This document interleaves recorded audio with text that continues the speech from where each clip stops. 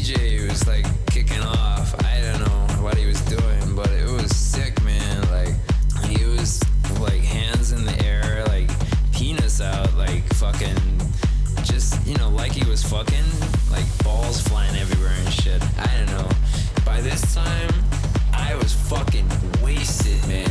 And I don't know whether he was really saying it, but he seemed to be just, all he kept saying was eat, sleep, rave, repeat, eat, sleep, rave, repeat, eat, sleep, rave, repeat, eat, sleep, rave, repeat. Eat, sleep, rave, repeat, eat, sleep, rave, repeat, eat, sleep, rave, repeat, eat, sleep, rave, repeat, eat, sleep, rave, repeat, eat, sleep,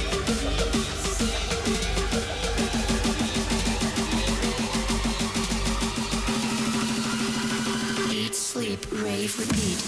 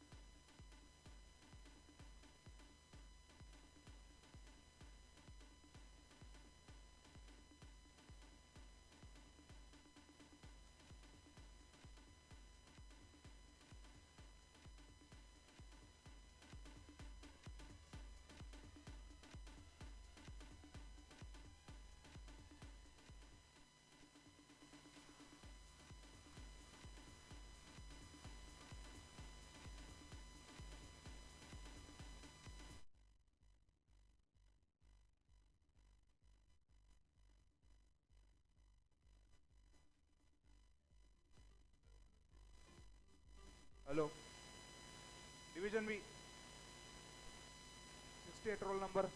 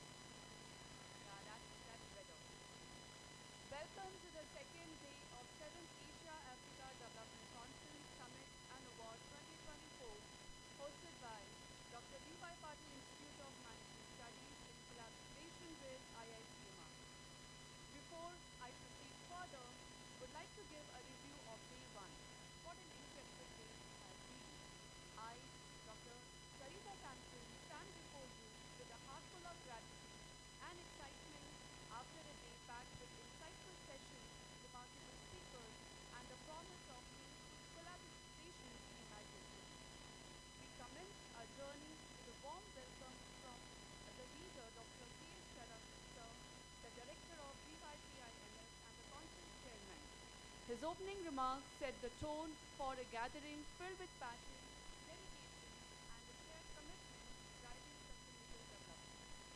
The insights shared by our keynote speaker, Colonel Civil Sir Mrs. Kadunanand.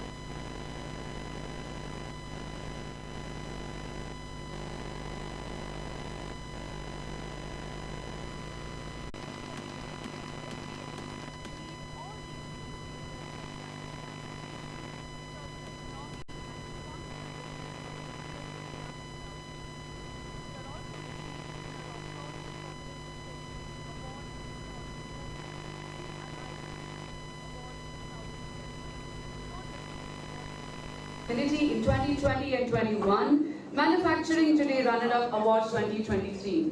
Let today mark the beginning of the new era.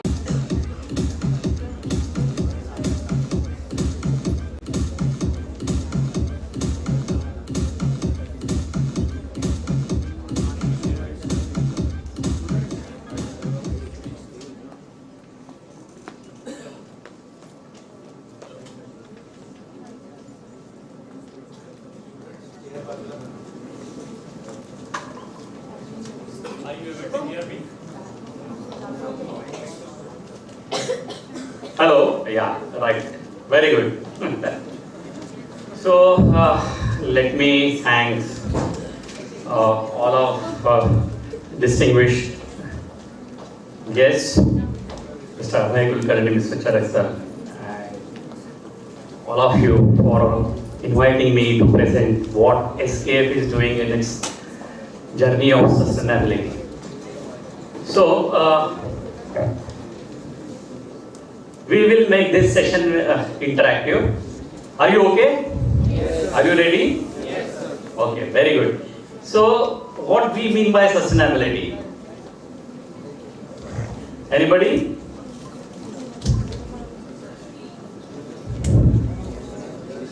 Students? Yeah? Just what? New words.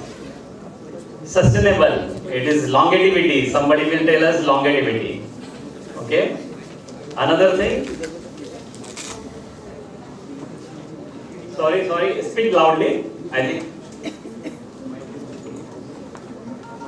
Sir, using resources in such a way that हम भी use कर सकें और अगली पीढ़ी को. Very good. Right. So there is no perfect answer as such, but all answers are correct. Okay? Mostly.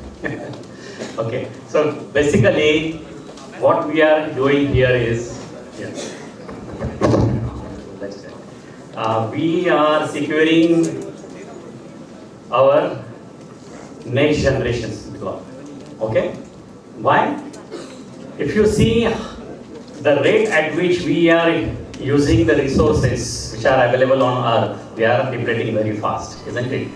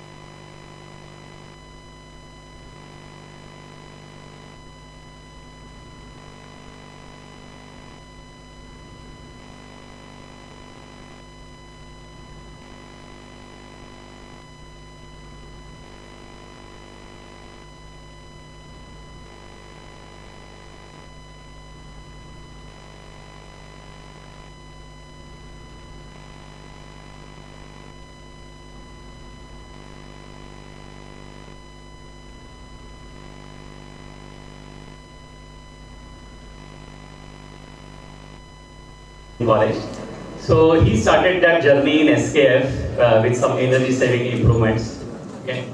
And with that, then from 2011 onwards, it was really a good speed we have given to that particular journey. Okay. So coming to this, is presentation slide ready?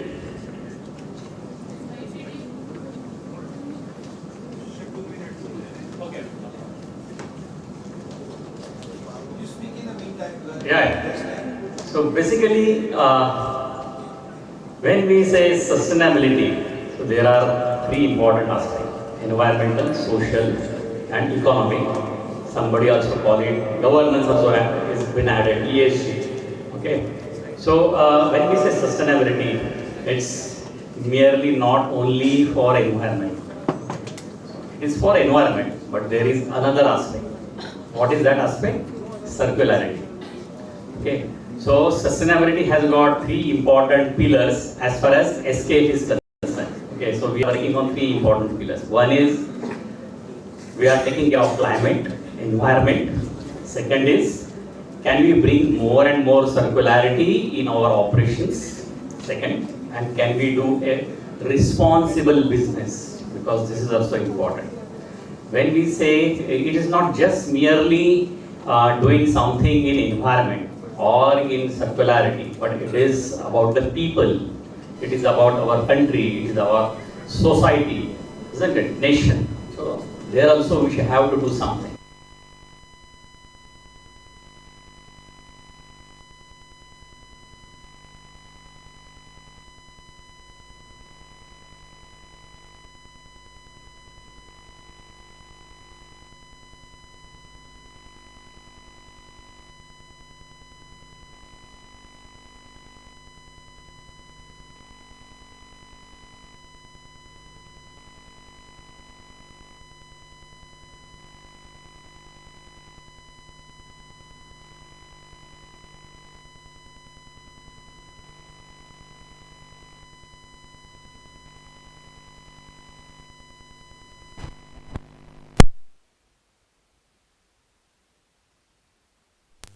So there are a lot of cancer cases are rising in that particular area.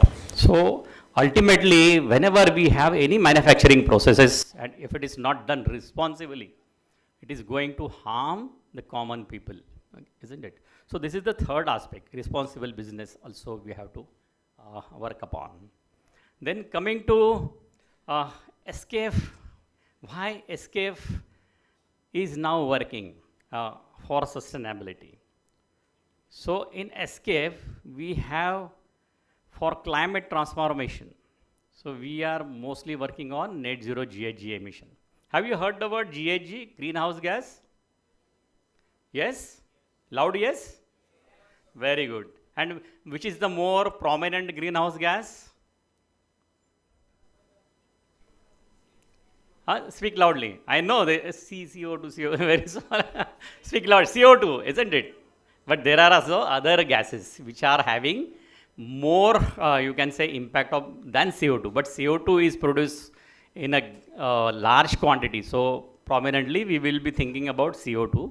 But there are again certain gases. There are again some refrigerants which are also harming our environment.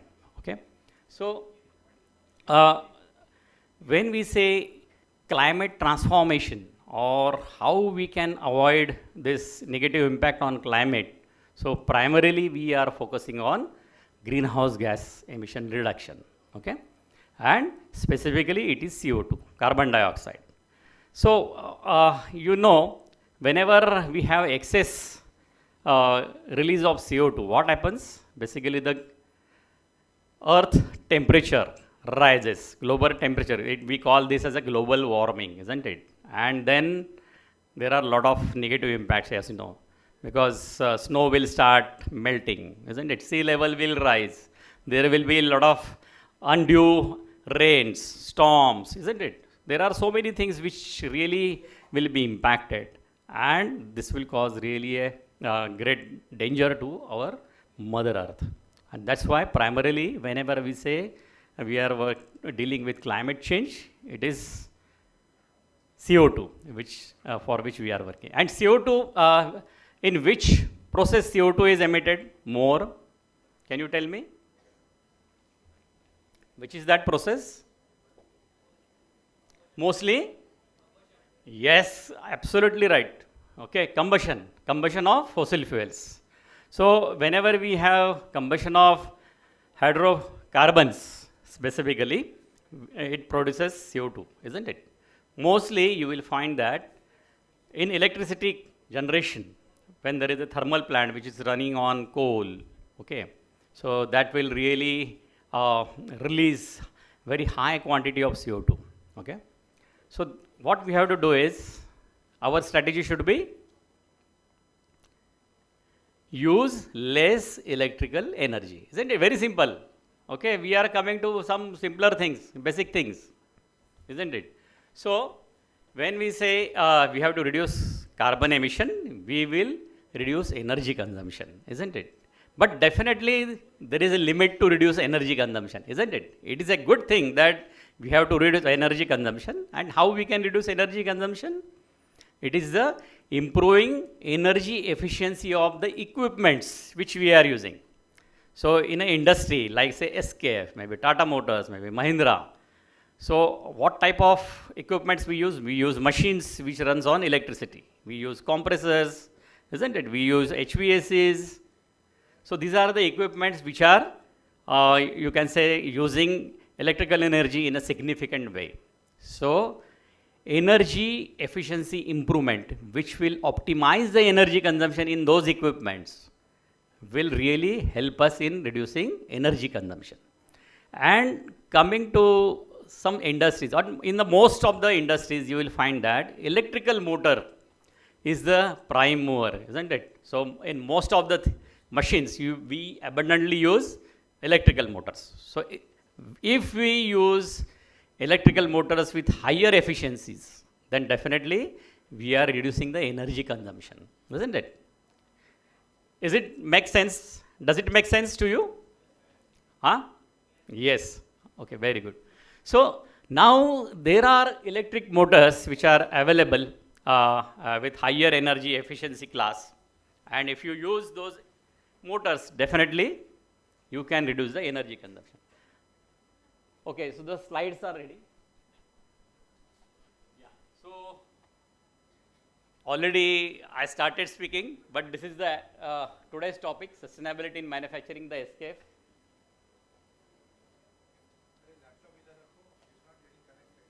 Sure.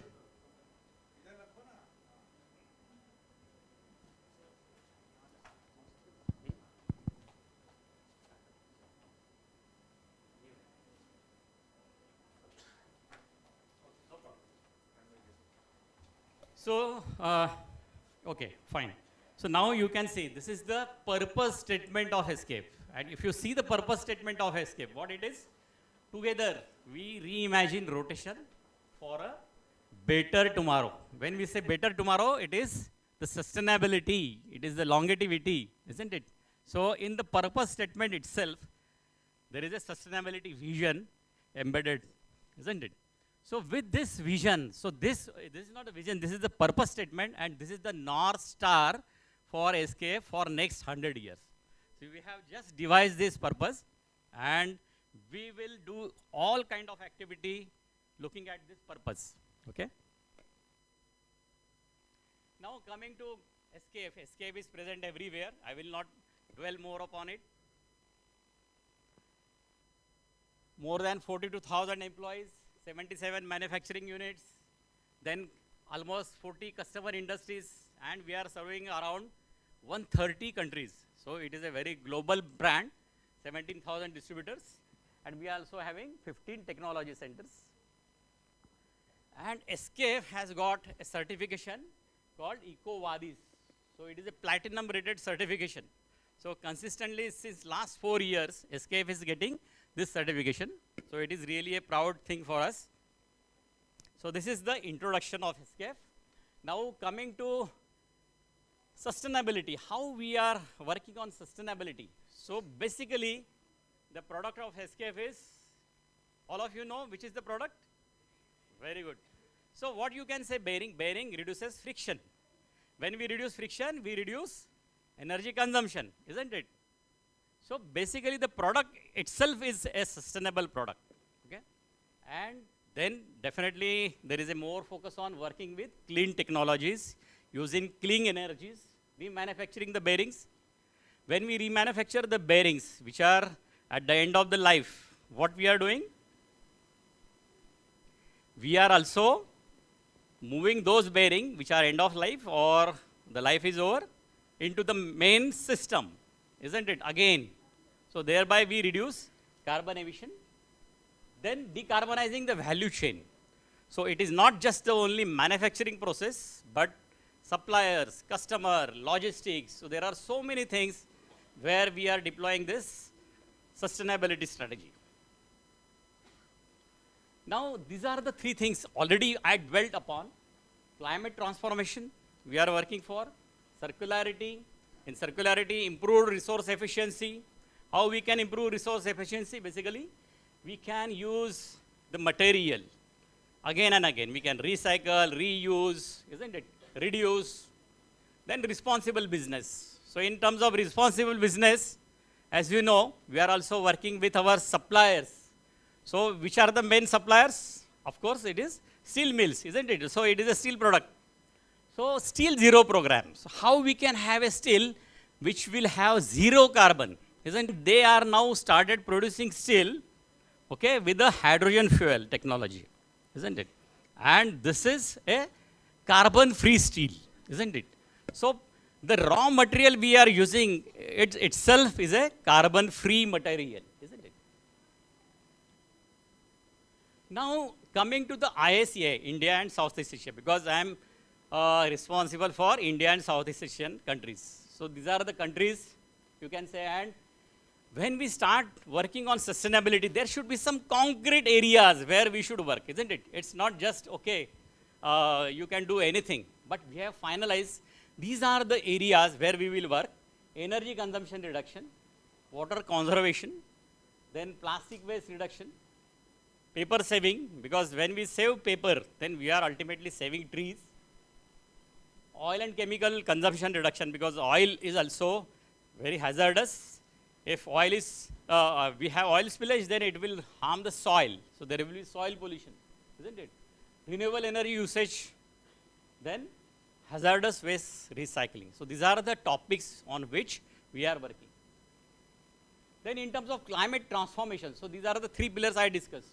So we are abiding the Paris Climate Agreement, basically.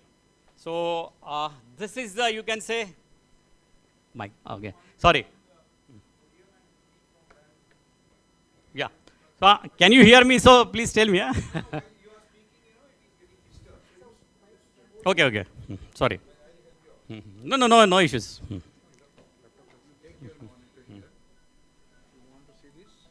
Yeah. Yeah, sorry. So you can see over here, so whatever we are doing, it is with respect to this Paris Climate Agreement, which is signed in 2015. So we are committed to that. So you can see over here, we are working across full value chain, isn't it? Now coming to the SKF GHG emission program. So which are the areas in terms of climate transformation we are working? So you can see over here, scope 1 and 2 CO2 emission reduction. It is the manufacturing process where we are working. And then there are areas like good transportation, which is logistic. So whenever we get raw material from supplier to the SKF and finished product from SKF to the customer, we have to ensure that there is a reduction in carbon emission. So these are the programs specifically meant for that. In terms of supplier sustainability, so we are also working with our suppliers. So you will see that we are asking our suppliers to reduce their carbon emission, and we are supporting them and holding them. Then use by customers, isn't it? So it is not only we have to see the CO2 emission at the time of manufacturing or scope 1, scope 2, scope 3 in the supplier transportation, but it is the whenever we use that product, how much is the CO2 emission will happen in that? So that also has to be minimized, isn't it? Then coming to end of use treatment, end of life treatment. So our product should be in such a way that at the end of life, can we reuse it? Can we remanufacture it? That is the strategy we are following. And suppose we can't use it, then can we dispose in a systematic manner so that it will not have any harmful impact on the environment and the society. So this is, you can say, overall strategy of Escape Net Zero program. So in decarbonization, means net zero in manufacturing, we are targeting 2030 as a Escape group, as the target year. Well, we will be net zero. But for Escape India and Southeast Asia, it is 2025. So target is very aggressive. And in coming 2 years, you will find that all Escape facilities in India will have almost 100% renewable energy. So we are moving towards that, isn't it? And in Southeast Asian countries, Nilay and Jakarta, we will be achieving this feat, isn't it? And for across full value chain, it is the 2050 is the target. Now this is, I will not dwell more upon, these are the, you can say, we have broken down this target year-wise. So certainly there is a definite program. Now, how we are going to reduce scope 1 and 2 GHG emission? So you can see over here, basically there are two important things. One is, can we improve energy efficiency? So in terms of this, I already dwelled upon this. So in scope 1, so scope 1 is also very important. Scope 1 is the emission which is happening in our own premises. Like if you are using diesel generator, or if we are using fossil fuels in our heat treatment processes. So that is scope 1 emission, which is direct emissions happening in our own premises, isn't it? So what we are aiming is, by 2029, we will completely eliminate use of fossil fuel in our heat treatment processes. And already in Pune factory, half of the furnaces, we stopped using fossil fuels. We were using LPG, but now we have stopped completely. Yeah. Then coming to second point, how we can improve energy efficiency. So if you see in the Escape case, there are certain equipments which are really significant energy users, like compressors, heat treatment area, grinding channels, central utilities, isn't it? So these are the areas where we are working to reduce energy consumption. And third important thing is increasing the renewable energy. So you will see that, I will come to this slide. Energy efficiency improvement. I will discuss very brief some case studies. So first is, if you want to reduce energy, so what you need to do is, you have to understand some basics. Suppose, considering losses, energy losses, when energy is produced, generated, so there are transmission losses, distribution losses, and losses in the equipment itself, isn't it? So considering those losses, so if you want to consume 1 unit of electrical energy, you have to produce 2 units of electrical energies. So if you save 1 unit of electrical energy, you avoid generating 2 units of energy, electrical energy. This is very important fact you all students should remember, okay? Then coming to, if you are consuming 1 unit, then it is almost you are releasing 750 gram, 15 grams of CO2 emission. Then if you want to save Mother Earth and have energy security, it is very important to reduce GHG emission and reduce energy consumption. Yeah. Now, this is the slide, basically. This is very important slide. So energy cost is what? Energy consumption into per unit rate. So we have to act on 2 things. One is energy consumption. So we have to do some demand side project. How we can reduce energy consumption. And to reduce rate, there are renewable energy sources available, which are cheaper in India. In Europe, it is costlier, but in India, it is cheaper. So that fact you have to remember, students. Okay? So these are the 2 aspects on which we are working. So when we go define a strategy to reduce energy consumption, what we have to do? Suppose now you are admitted to any industry, like say SKF, as a young trainee engineer in say electrical department. So how you will think, isn't it? Now that thinking process is very important. First of all, what you have to do is, you have to find out which are my fixed energy consumption areas. How much is my fixed energy consumption? Means what? in industry, there are some devices which are running continuously, which whether you produce any bearing or whether you don't produce, isn't it? So these are the areas you will always have energy consumption. This is called as a fixed energy consumption. This portion remains fixed, and there is a variable component. When actual manufacturing machine starts, then you have a variable energy consumption. So the strategy we should adapt is, if we can reduce fixed energy consumption first, isn't it? Can we eliminate those areas, energy consumption in that areas? That should be our first strategy. Second strategy is, if you want to reduce energy consumption in value-added processes, where you have a variable energy consumption, what you should do? Basically, you can't really eliminate energy use, isn't it? Are you following me? Are you with me? Yeah. So what you have to do is, we have to optimize, try to reduce energy consumption. So this is the second strategy we are following, okay? So, and we have to use breakthrough technologies. We have to also work on people engagement. Then there are some success stories. So previously we were using very old transformers. Those were not energy efficient transformers. Means engineers or students from electrical engineering will understand this, isn't it? So every transformer nowadays consists of OLTC, online tap changer. So previously we were having another unit, another transformer, which was an online tap changer, but it was just a, you can say, a transformer as an isolation transformer with OLTC. But now what we have done is, we have removed this OLTC, you can see over here, and we have put all transformers which are highly energy efficient, and they are OLTC, equipped with OLTC, and eliminated isolation transformers. So whatever losses which were happening in the isolation transformer were completely eliminated, isn't it? This was the first very good success story, I can tell you. Then we have compressed airs. So we were having reciprocating compressors. You have to always remember that reciprocating compressor consumes more energy.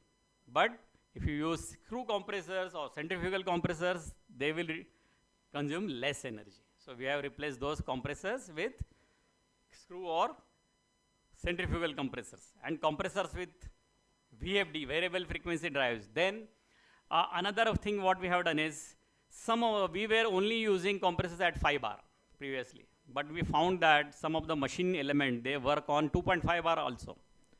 So what we have done is, we have separated those lines, and we have provided 5 bar line and 2.5 bar line. So some elements were started working on low pressure line, and we have devised a low pressure compressor. Thereby we reduce compressed air consumption, isn't it? So, and then definitely compressed air leakages arrest drive was taken. So there are a lot of, you can say, activities we have done in that. Then a very important thing is how we can downsize motors and how we can effectively use energy efficiency motor. So now energy efficiency class 4 is available. So we have used, this is one very good example of that. So there are so many projects. Heat pump, yeah. So heat pump is a very good example. So actually COP of heat pump is almost 2.5 to 3.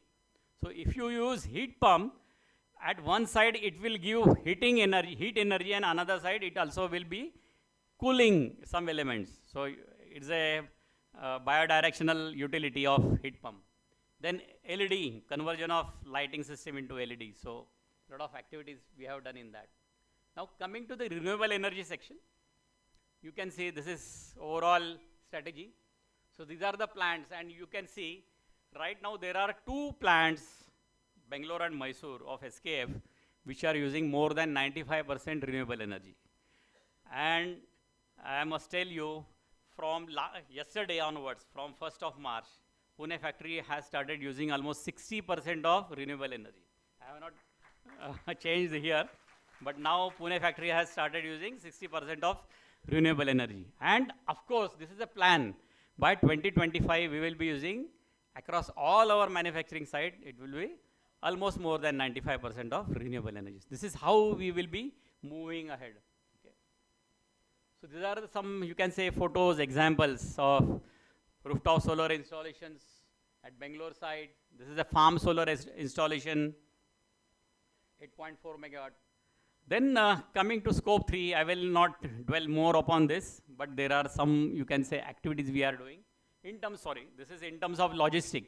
So whenever we think about logistic, we have to think about air freight, we have to think about sea, and we have to think about road transport, isn't it? So we are working across all areas. Can we use CNG? Can we use EV for transportation? Can we reduce air freight by some administrative means? So we can ask customers, instead of air freight, can we give these products through road, isn't it? So these are the activities we have done in terms of that. And we have almost reduced, if you see, 16, I got the figure yesterday only. We have reduced logistic transportation, GG emission, by 17%, 16 to 17%. Yeah. Yes.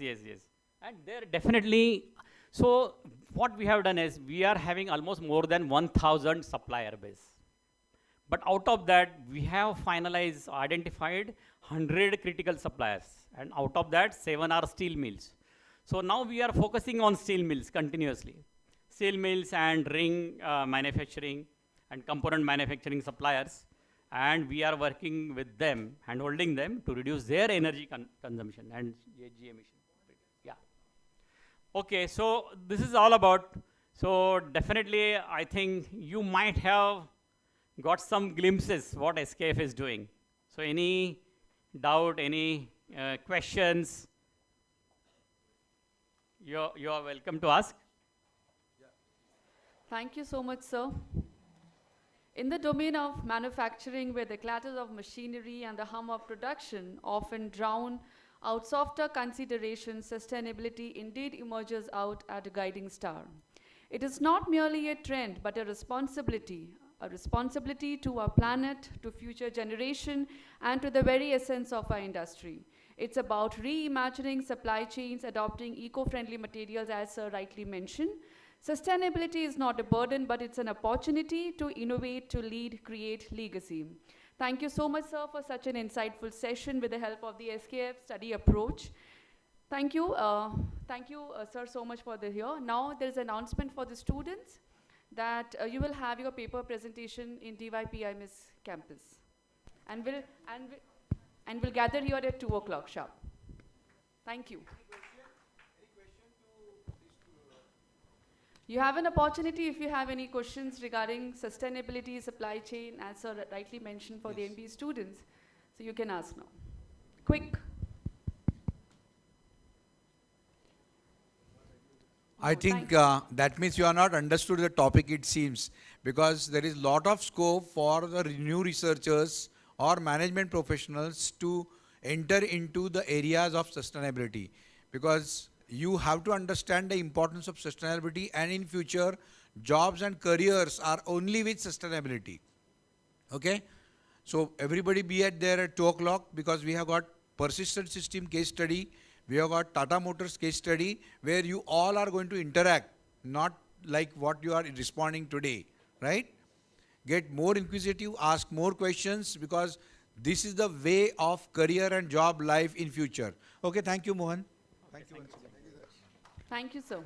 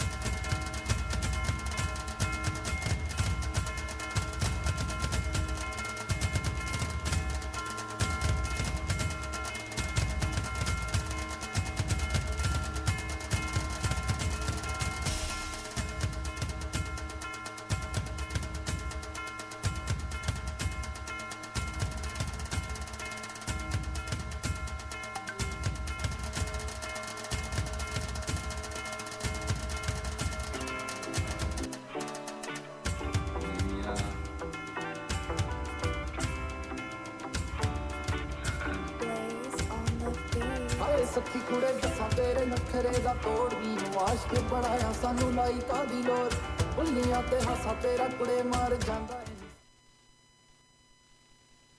ਉਹ ਗੱਭਰੂ ਨੂੰ ਬਿੱਲੋ ਕਿਹੜੇ ਚੱਕਰਾਂ ਚ ਪਾਇਆ ਹੈ ਸੱਚੀ ਤੈਨੂੰ ਸਮਾਂ ਲਾ ਕੇ ਰੱਬ ਨੇ ਬਣਾਇਆ ਨੀ ਚਾਹਦਾ ਸਾਨੂੰ ਇਸ਼ਕ ਚ ਆਪਣੇ ਤੁਲਾਇਆ ਉਹ ਨੈਣਾ ਨਾਲ ਸੂਲੀ ਉੱਤੇ ਕਾੜੇ ਬੋਲੇ ਮੇਰੀ ਦੁਆ ਸਦਾ ਹੱਸਦੀ ਦੇ ਜ਼ਿੰਦਗੀ ਨਾ ਤੇਰੇ ਬਈਆ ਚਾ ਕੇ ਲੈ ਲੈ ਲੈ ਜਿਹਦੇ ਨਾਲ ਤੂੰ ਤੇਰੇ ਖਵਾਨੀ ਮੈਂ ਕਿਸੇ ਨੂੰ ਸਤਾ ਕੇ ਕਦੀ ਖੁਸ਼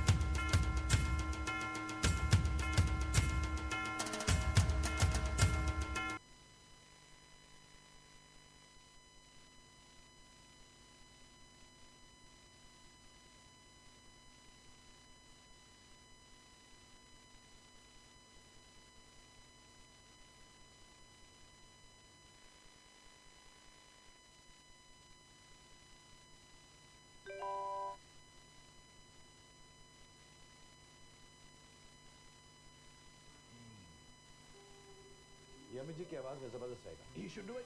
शाहरुख के लिए लिखा गया है. ये सीन अमित जी के लिए ही लिखा गया. See you tomorrow. Good. Bye. See you guys tomorrow. Bye bye. Everest chole मसाला घर बुलाए जल्दी.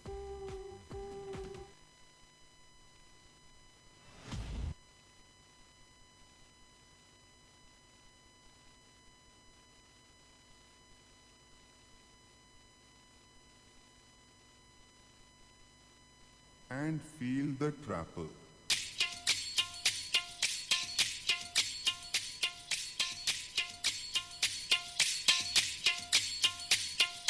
Trapper test completed. Now feel the bass.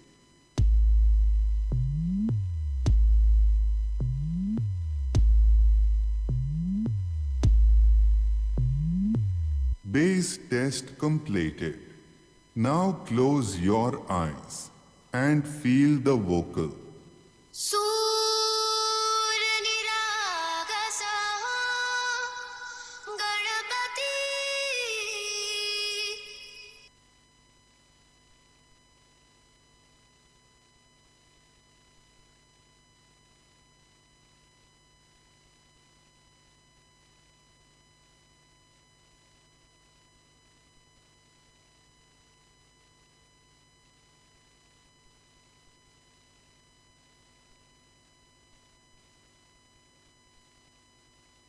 This bass test pushes your subwoofer and headphones to their limit. Subwoofer bass test contains 3 audio features. Generate a bass frequency sweep from 300 Hz to 1 Hz. This audio feature allows you to analyze how the audio volume evolves with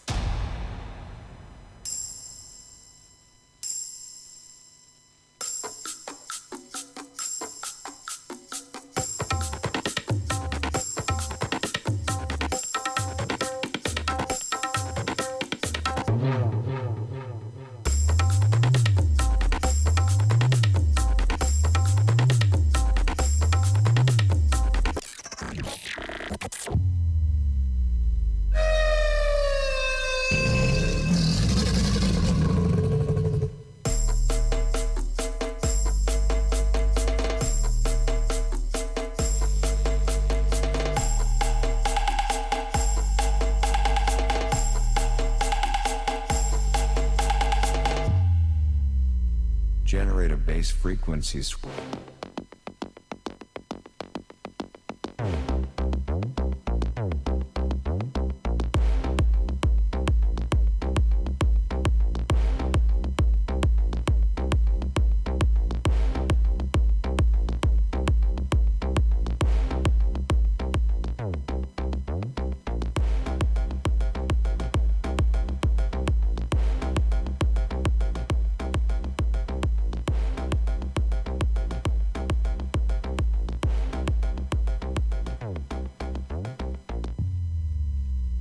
Generate a bass frequency sweep.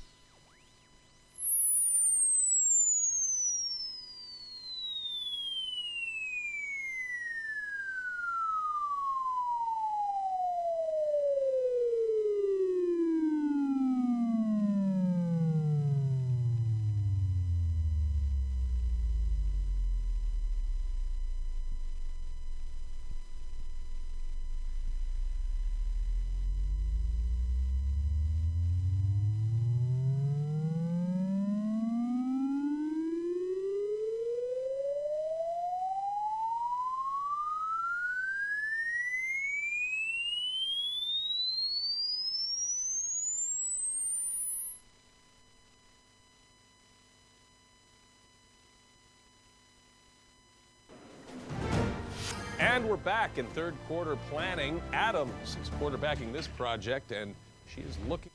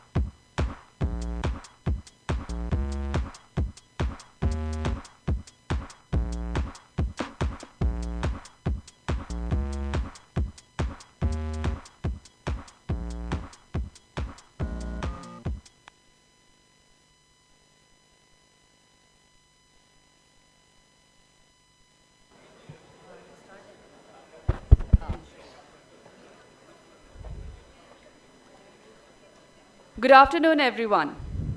It is with great pleasure and sense of accomplishment that we have gathered here for valedictory sessions marking the culmination of what has been an intellectually enriching and conference which we have been doing for the last 2 days. Over the past 2 days, we have had the privilege of engaging in insightful discussion, listening to experts, and exchanging ideas that have undoubtedly left an mark in our collective understanding in the conference and Business Summit and Award. This session serves as a moment of reflection and celebration. It is a time to acknowledge the collective efforts, the wisdom shared, and the connections made during our time together. Throughout this conference, we have explored new frontiers, challenged existing paradigms, and also the spirit of inquiry that unites us in our field. Before we proceed further, I'm happy to announce that our session holds another yet exciting dimension. We are honored to have a few more experts who will be sharing their power-packed insight, adding the final layer of richness to our collective understanding. So let's begin with the felicitation program. I request all the dignitaries to come forward on the stage.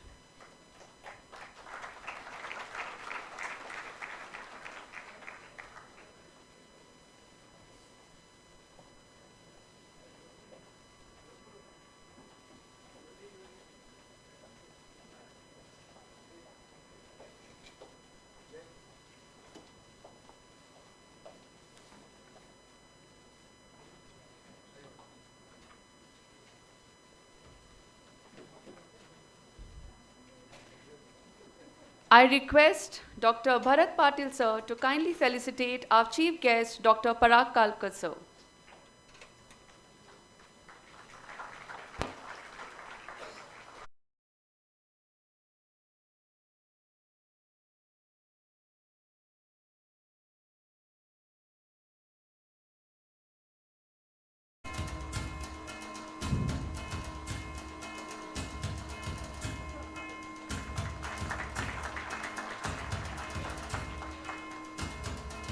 I request Shweta ma'am to kindly felicitate Mr. Jay Dholakia sir.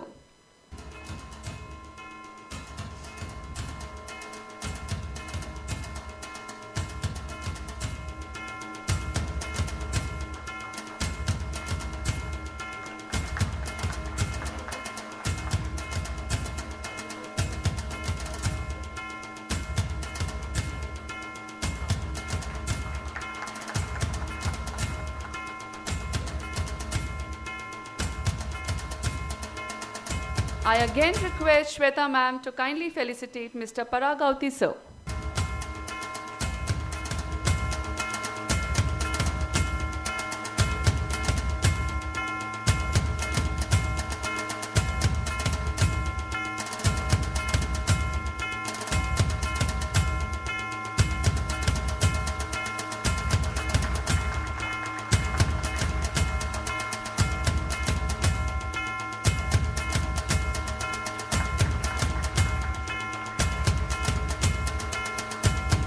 Now I kindly request Dr. Charak sir to felicitate Dr. Abhay Kulkarni sir, co-chairman of today's conference.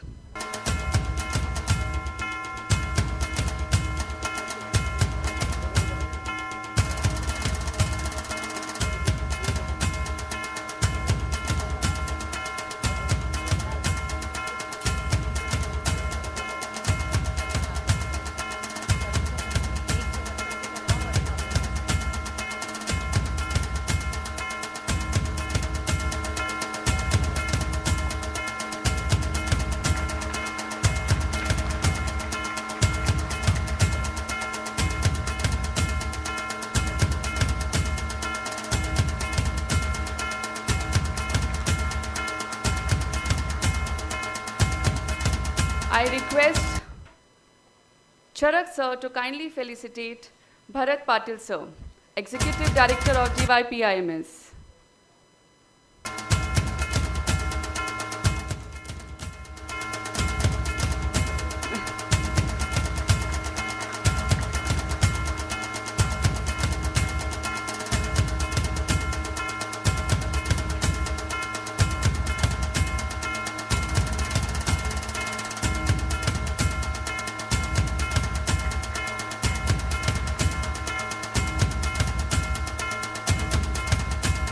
I request Dr. Abhay Kulkarni sir to kindly felicitate Shweta Patil ma'am.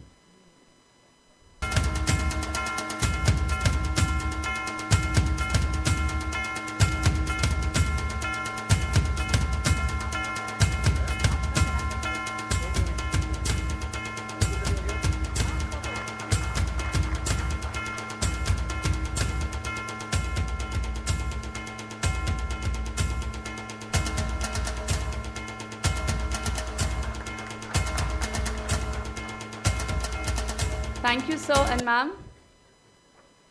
Thank you, everyone. So let's begin with further session. I request all the dignitaries.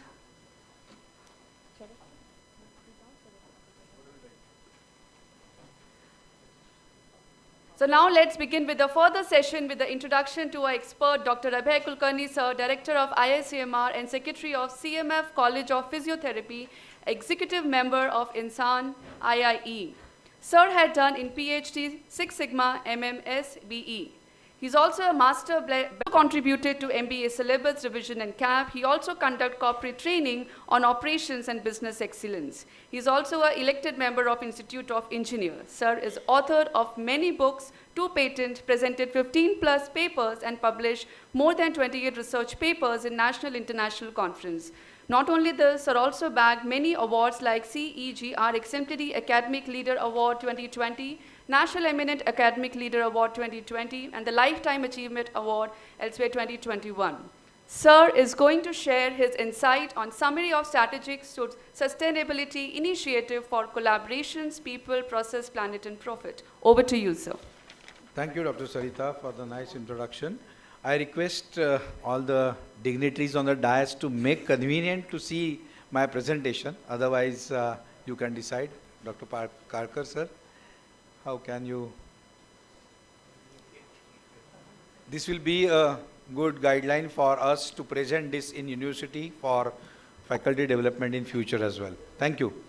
So, respected Pro Vice Chancellor of Pune, Savitribai Phule Pune University, dignitaries on the dais, since it is very late, dear friends, I will be quickly going through what we have done in last 2 days for this 7th Asia Africa Development International Conference Summit and Awards 2024. This in association with DYPIMS Institute of Management Studies and IICMR, we have organized this 2 days event where 140 plus papers were presented.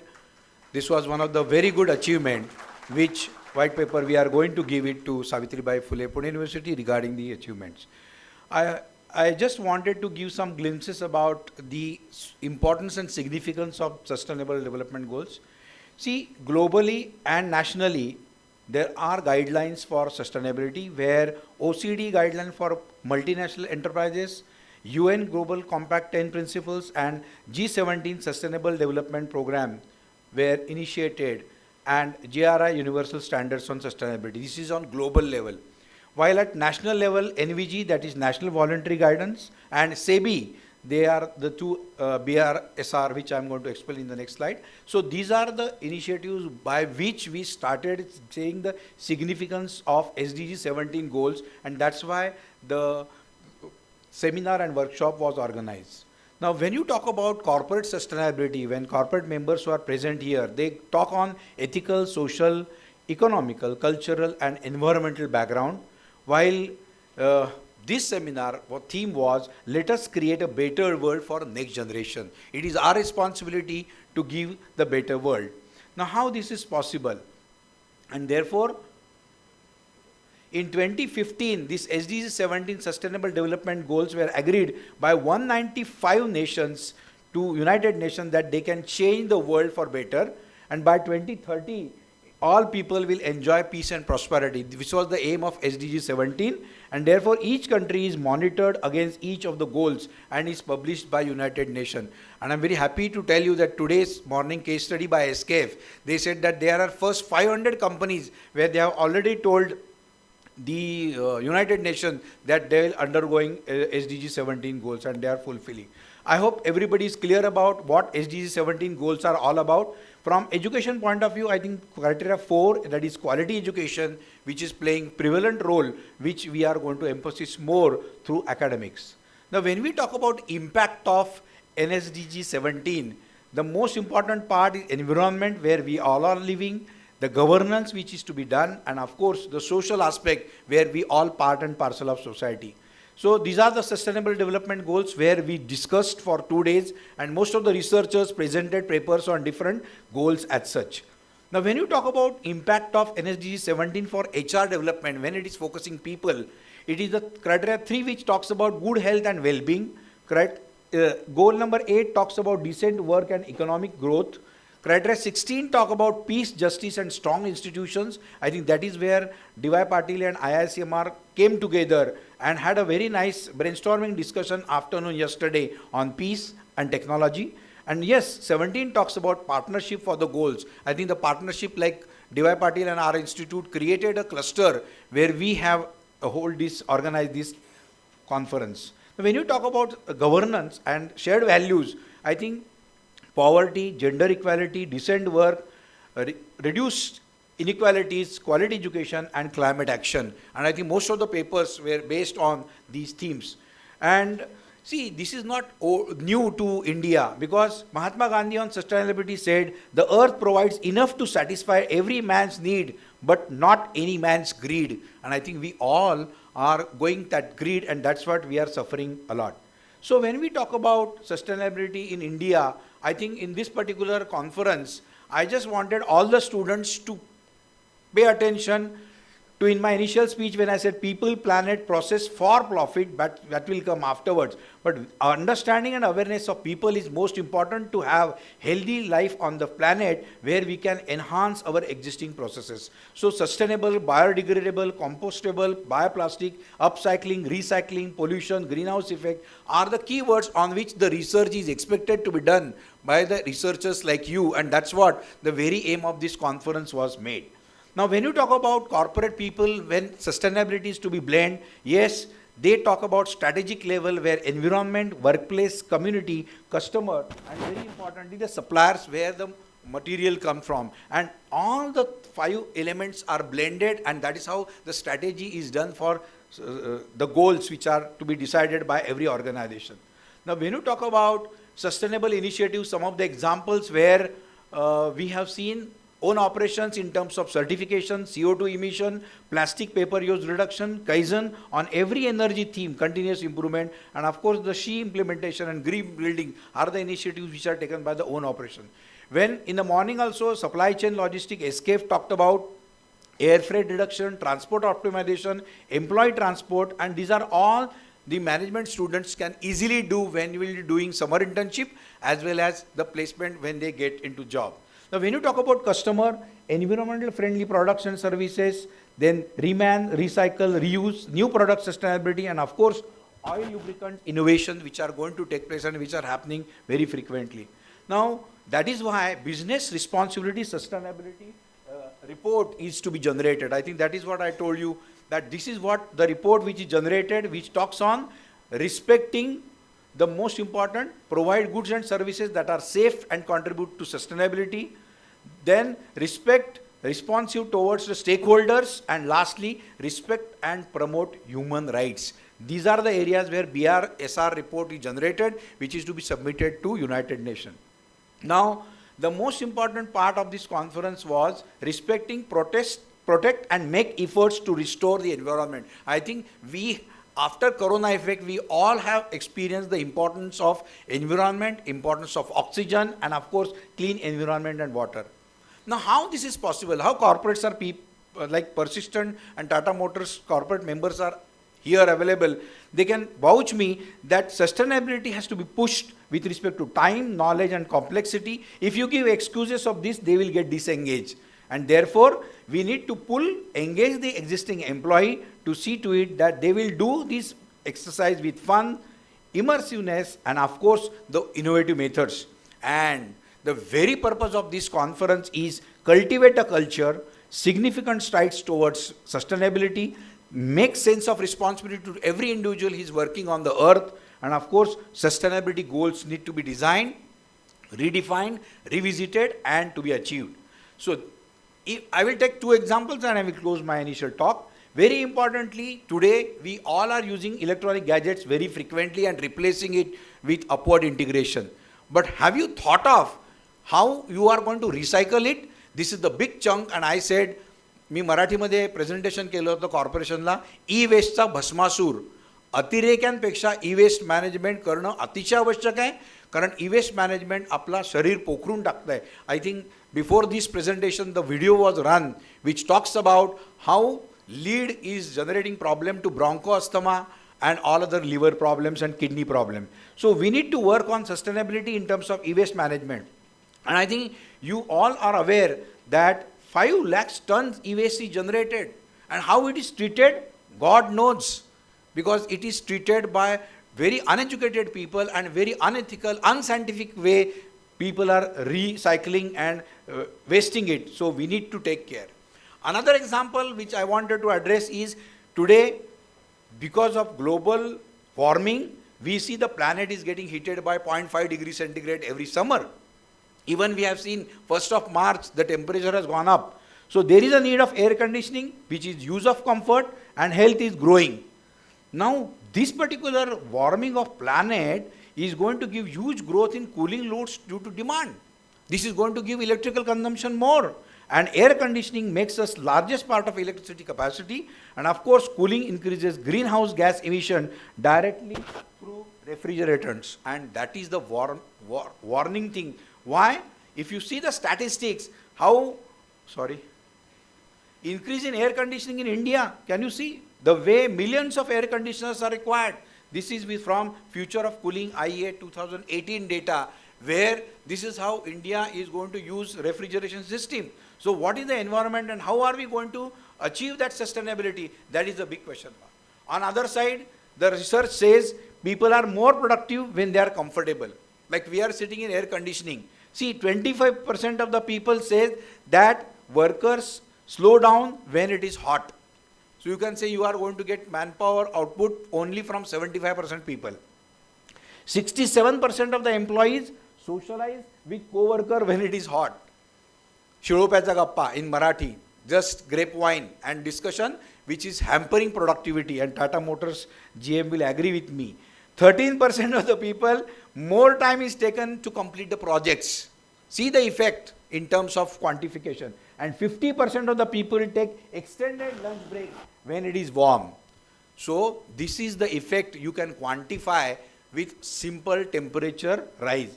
And therefore, we need to understand as a researcher what are the comfort of multiple dimension. Number one, temperature. Second is relative humidity. Third is air motion, how it is the airflow. Amount of fresh air. Personal activity, how are they? And of course the clothing, which plays an important role. So if you find out, the research says that output increases when workers are comfortable on the shop floor. Good IIQ improves cognitive performance. Precision and accuracy increases machining in stable environment. Cycle time of exotic reactions reduces by cooling. Control panel trips less when the operating environment is cool. And lastly, product quality is maintained longer if in the control environment. I think with a simple temperature maintenance, you can see the improvement in productivity, quality and consistency. I think this is where the management students and researchers can play an important role in an organization to understand what goes in the process of productivity, quality, cost, delivery, safety, innovation and morale when it is not up to the mark. So we need to work, and this is one of the success story, that there are energy efficient cooling solutions based on indirect evaporative cooling system, which is recently developed, and it is called as DAMA, that is dry air and moist air, which is very frequently, very easily available, and it reduces electrical energy to a great extent. So I think this is one of the things which is approved by USA, Australia and India. So some of the case studies. Lastly, green packaging and plastic elimination projects. I think the suggestion which I have given in the inaugural, same thing, we should avoid plastic when we are using packaging material. We can use cardboard which can be recyclable or plastic which can be recyclable. So if we really want to achieve sustainability in terms, we need to help environment. And friends, if we want to be healthy, we want to see the nature laughing. There are no three birds. Actually, it's a smiling face which says that, yes, I am happy. And if nature is happy, we all will be happy. And that's what the intention of this 2 days conference, that we should contribute to see to it that environment. So, sustainable operation is the gateway of green. Embrace sustainability, which will breach a resilient and harmonic operations. So, I thank all the members who contributed in the research papers, and definitely we'll combine myself and Dr. Charak sir to see that the white paper can be submitted to University of Pune, and we will see to it that we will develop certain modules for faculties so that sustainability can be a way of living life, quality life. I wish all the best for adding value for all the members in sustainability. As a co-chair of this conference, I thank management of DYPIMS Institute of Management Science and University of Pune for helping us to conduct this program. I thank all the faculty members who wholeheartedly worked for this program and the students who participated and understood the importance of SDG 17 goals. Thank you very much.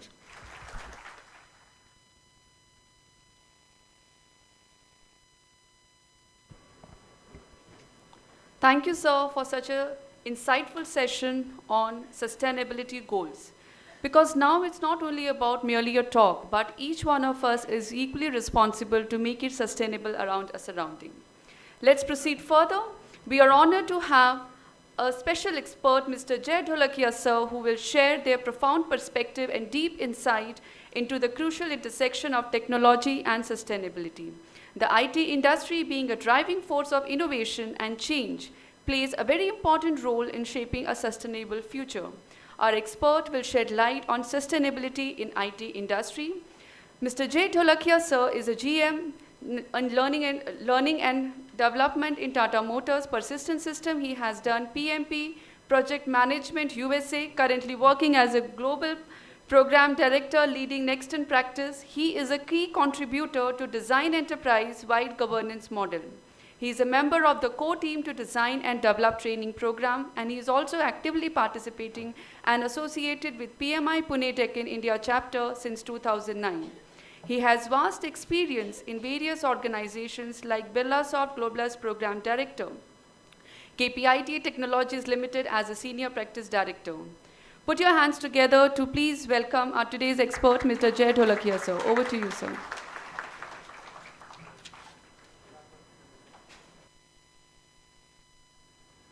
Good afternoon. Thank you very much, Abhay and IICMR and DY Patil to give me opportunity to speak on this subject. So my whole career has been with IT company. More than 30 years I've been working with various IT companies, and the topic is quite interesting. Almost all the IT companies around the world and IT services industry, we are all sincerely now working towards how we can contribute towards green IT and better IT and better living. So I took some time off to give you some idea that what are we doing, rather as an industry whole, we are doing all these activities. So it talks about 3 to 4 areas. Abhay spoke about sustainable IT, talked about economical, how it can be advantageous, how it can be useful for social, and obviously how it can be useful to the human mankind. Right? So the last slide was pretty good, which was more about smiling, smile with a lot of good nature around and obviously birds around us. So I think all the people on dais and off the dais, it is our responsibility to ensure that we practice in whatever capacity we can do that. Right? It can be as simple as going to the evening Saturday Athoda Bazaar and using plastic, or just forgetting something and in an emergency you go. Basically, we are not good planners. I am from a project management fraternity, and I always find that we are very poor planners. And in that process, we end up doing everything very hastily. So let us connect to some of the points which I want to convey, then we can continue our dialogue.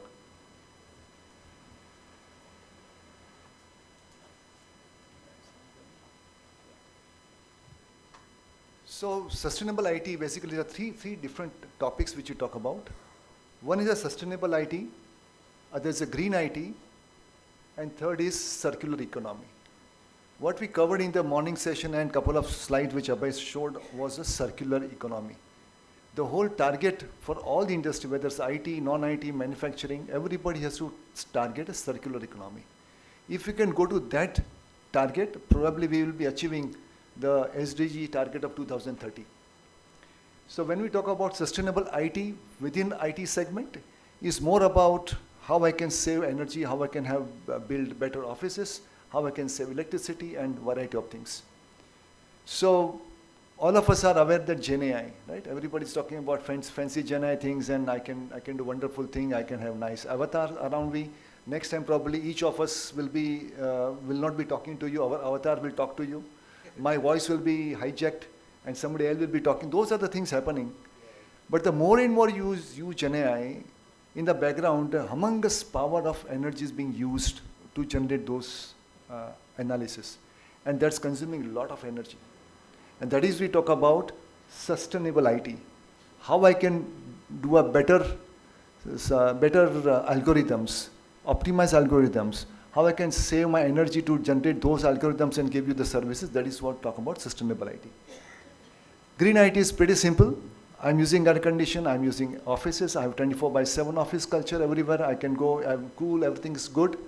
Can I improve that? Can I have a better air conditioning system? Can I have a better products to make it happen? Can I use wind power? Can I use solar power to make my office and my home much better? Right? That is all about, we talk about green IT. So let me give one example of Google. So Google has promised, other every IT company in the world has promised that by 2013 they would like to make it they want to go zero carbon footprint. That's a commitment. So Google here, it shows that they have their captive power center in Europe, and they are going to use windmill and solar power to sustain their offices. That's their commitment by 2030. Another very good project which they are doing is that they have large satellites which is going to identify which are the methane pockets around the world. They are going to go to these methane pockets and identify how those methane pockets can be reduced by having a sustainable energy solutions. Now, these are the couple of few advanced projects are being done by these large corporates around the world, which will help not only to them, but the whole mankind, right? That is one example. Second example I would like to give is how sustainable design will happen. All of you are young MBA graduates. Tomorrow you will go to industry and you will start jobs.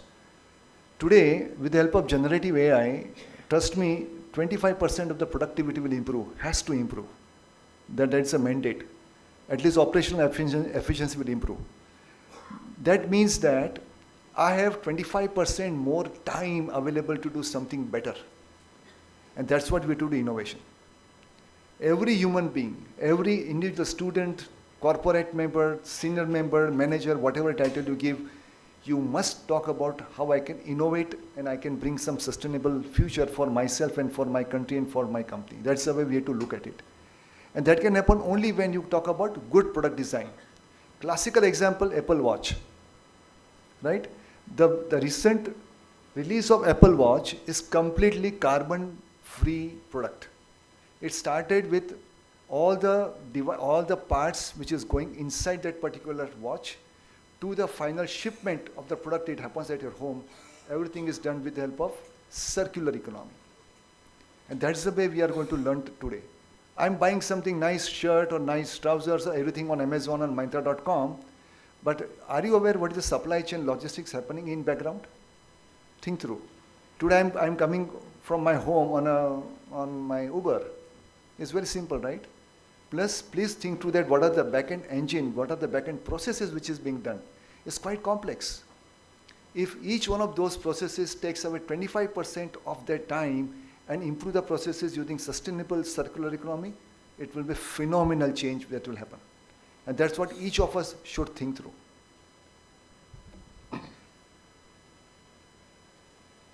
Can you play this video? Yeah, I think this next, it's not getting operated too much. Just a minute.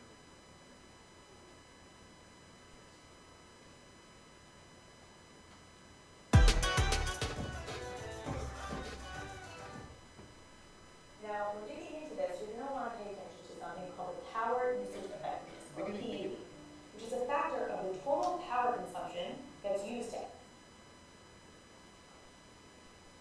Hi, I'm Melissa Ray, Chief Sustainability Officer of Sustain Life. In this video, we're going to talk about the 5 critical sustainability issues plaguing the tech sector.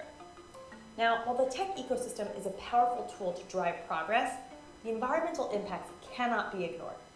For example, think of your smartphone.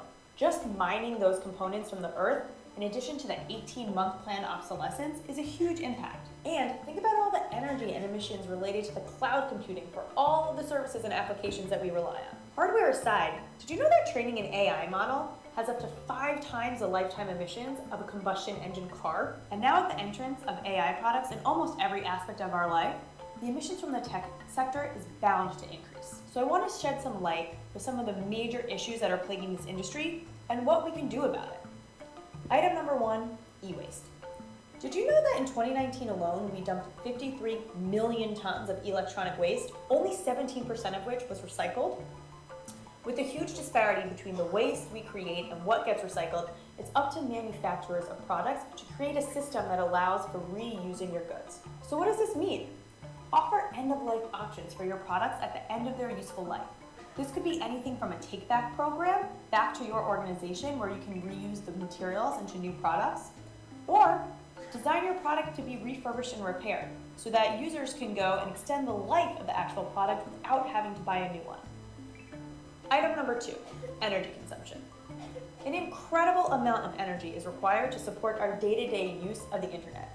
It's 1% of total global energy consumption.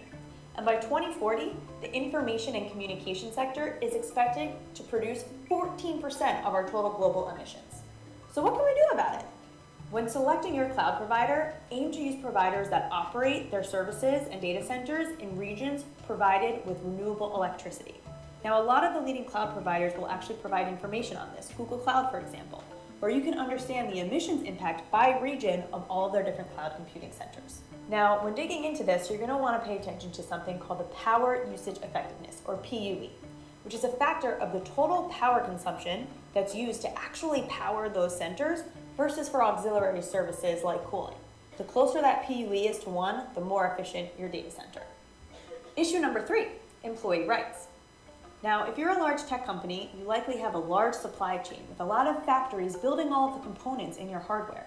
And it's important to engage your suppliers to understand what kind of working conditions they're providing for their staff.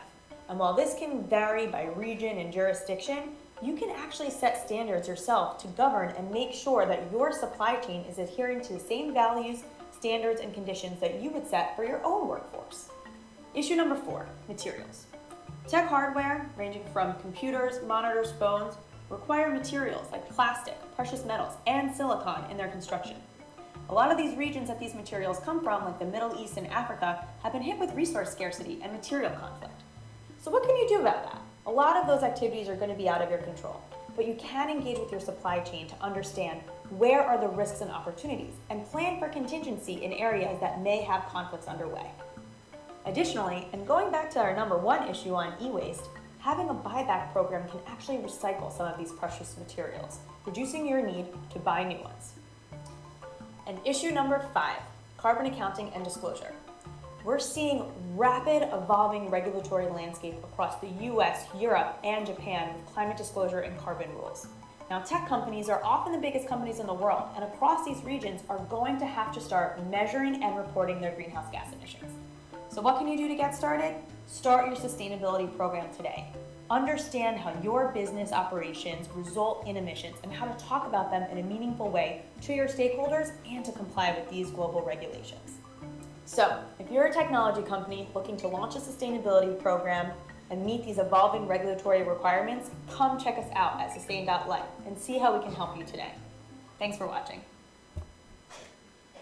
So, to conclude, what I feel that everybody, I'll give an example. If my home is not having air condition and it's a March, April, Pune is getting a lot of heat, so I'm forced or there's a pressure, there's a peer pressure to have air condition in my home. But this is only for those 10 days, we see a very huge, very peak in the summer season. So am I tolerant enough to continue those 10 days without air condition? I can sustain. So what I feel that as a human being, we are progressing. Everybody's progressing in all aspects. But sahanshilta is reduced. Tolerance has reduced. If we can be little tolerant for self, for somewhere, I think we can help to this cause. Thank you very much. Thank you so much, sir. Your session really made us to rethink, reuse, reproduce, reduce, recycle, and to think that we should not be in a comfortable, we have to think about our sustainability. Let's move ahead. Our commitment to sustainability goes beyond discussion. It is about actionable strategies, transformative ideas, and collective efforts. The upcoming session is a testament to our shared dedication to creating a more environmental conscious world. Sir would share about a way forward towards sustainability. Mr. Parag Auti sir is a GM in Tata Motors Limited, member, Board of Studies, SPPU, Chairman of INSAN, Council member IEEE Pune chapter, core team member of LCA and DRA, member Indian Society for Quality, executive member ISQ Pune chapter. Sir has 23 plus years of experience in industrial engineering, technical services, continuous improvement in automotive companies, heads TQM promotion, Kaizen, business process re-engineering, Tata Motors operating system, low-cost automation, suggestion schemes, and knowledge management. He is responsible for entire value chain improvement under this function. He is also instrumental in introducing Maynard operation sequence technique in Tata Motors and developing Tata Motors work standard as head industrial engineering. Sir is a core member of team developing Tata Motor production system. He has been ISO TS internal auditor, operational excellence gold accessor. Sir also underwent TQM training at Japan, most blue certificate holder and presently research student in SPPU. Over to you, sir. Let's give a big round of applause for sir.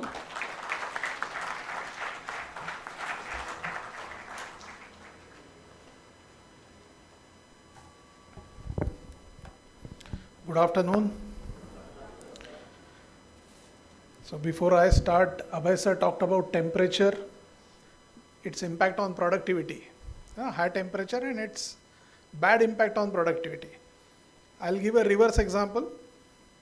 A good temperature, good food, and somebody speaking. What's the recipe? A perfect recipe for a shut-eye. Right? So please wake up for my 10-20 minutes and listen to what I'm going to say.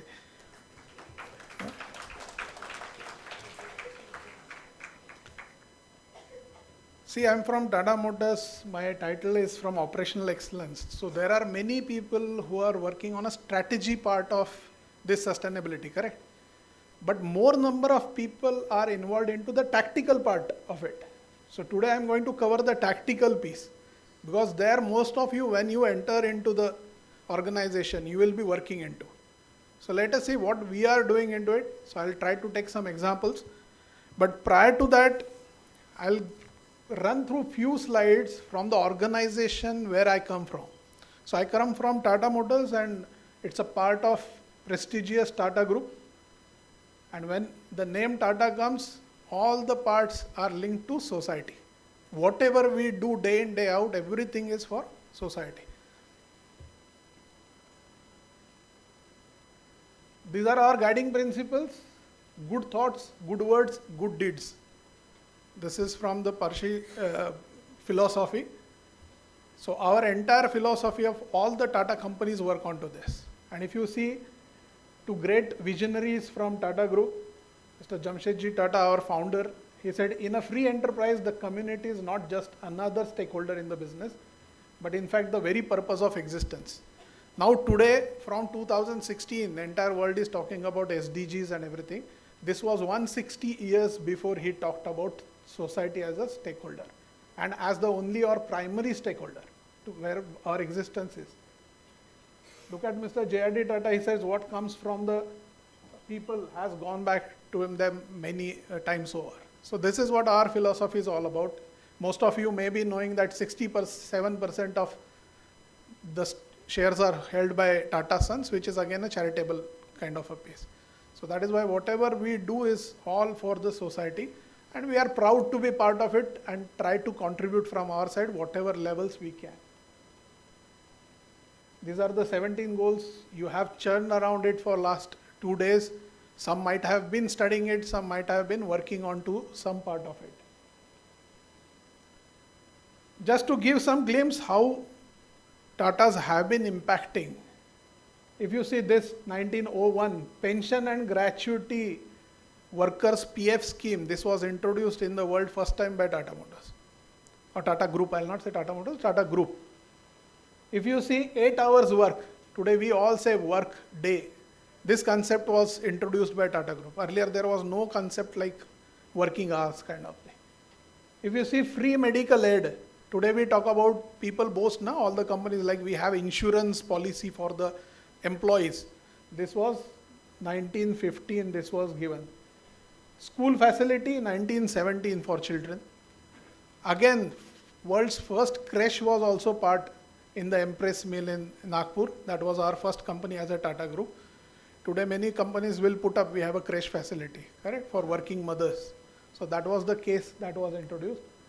Leave without pay, with pay. Earlier whenever you take a leave, your salary will be cut. So the 8 days of CL and PL and all those concepts were introduced. Later, many of these things after 20 years or 30 years became part of the law. So till that time it was a proactive way in which Tata Group was working just for one word, that is society.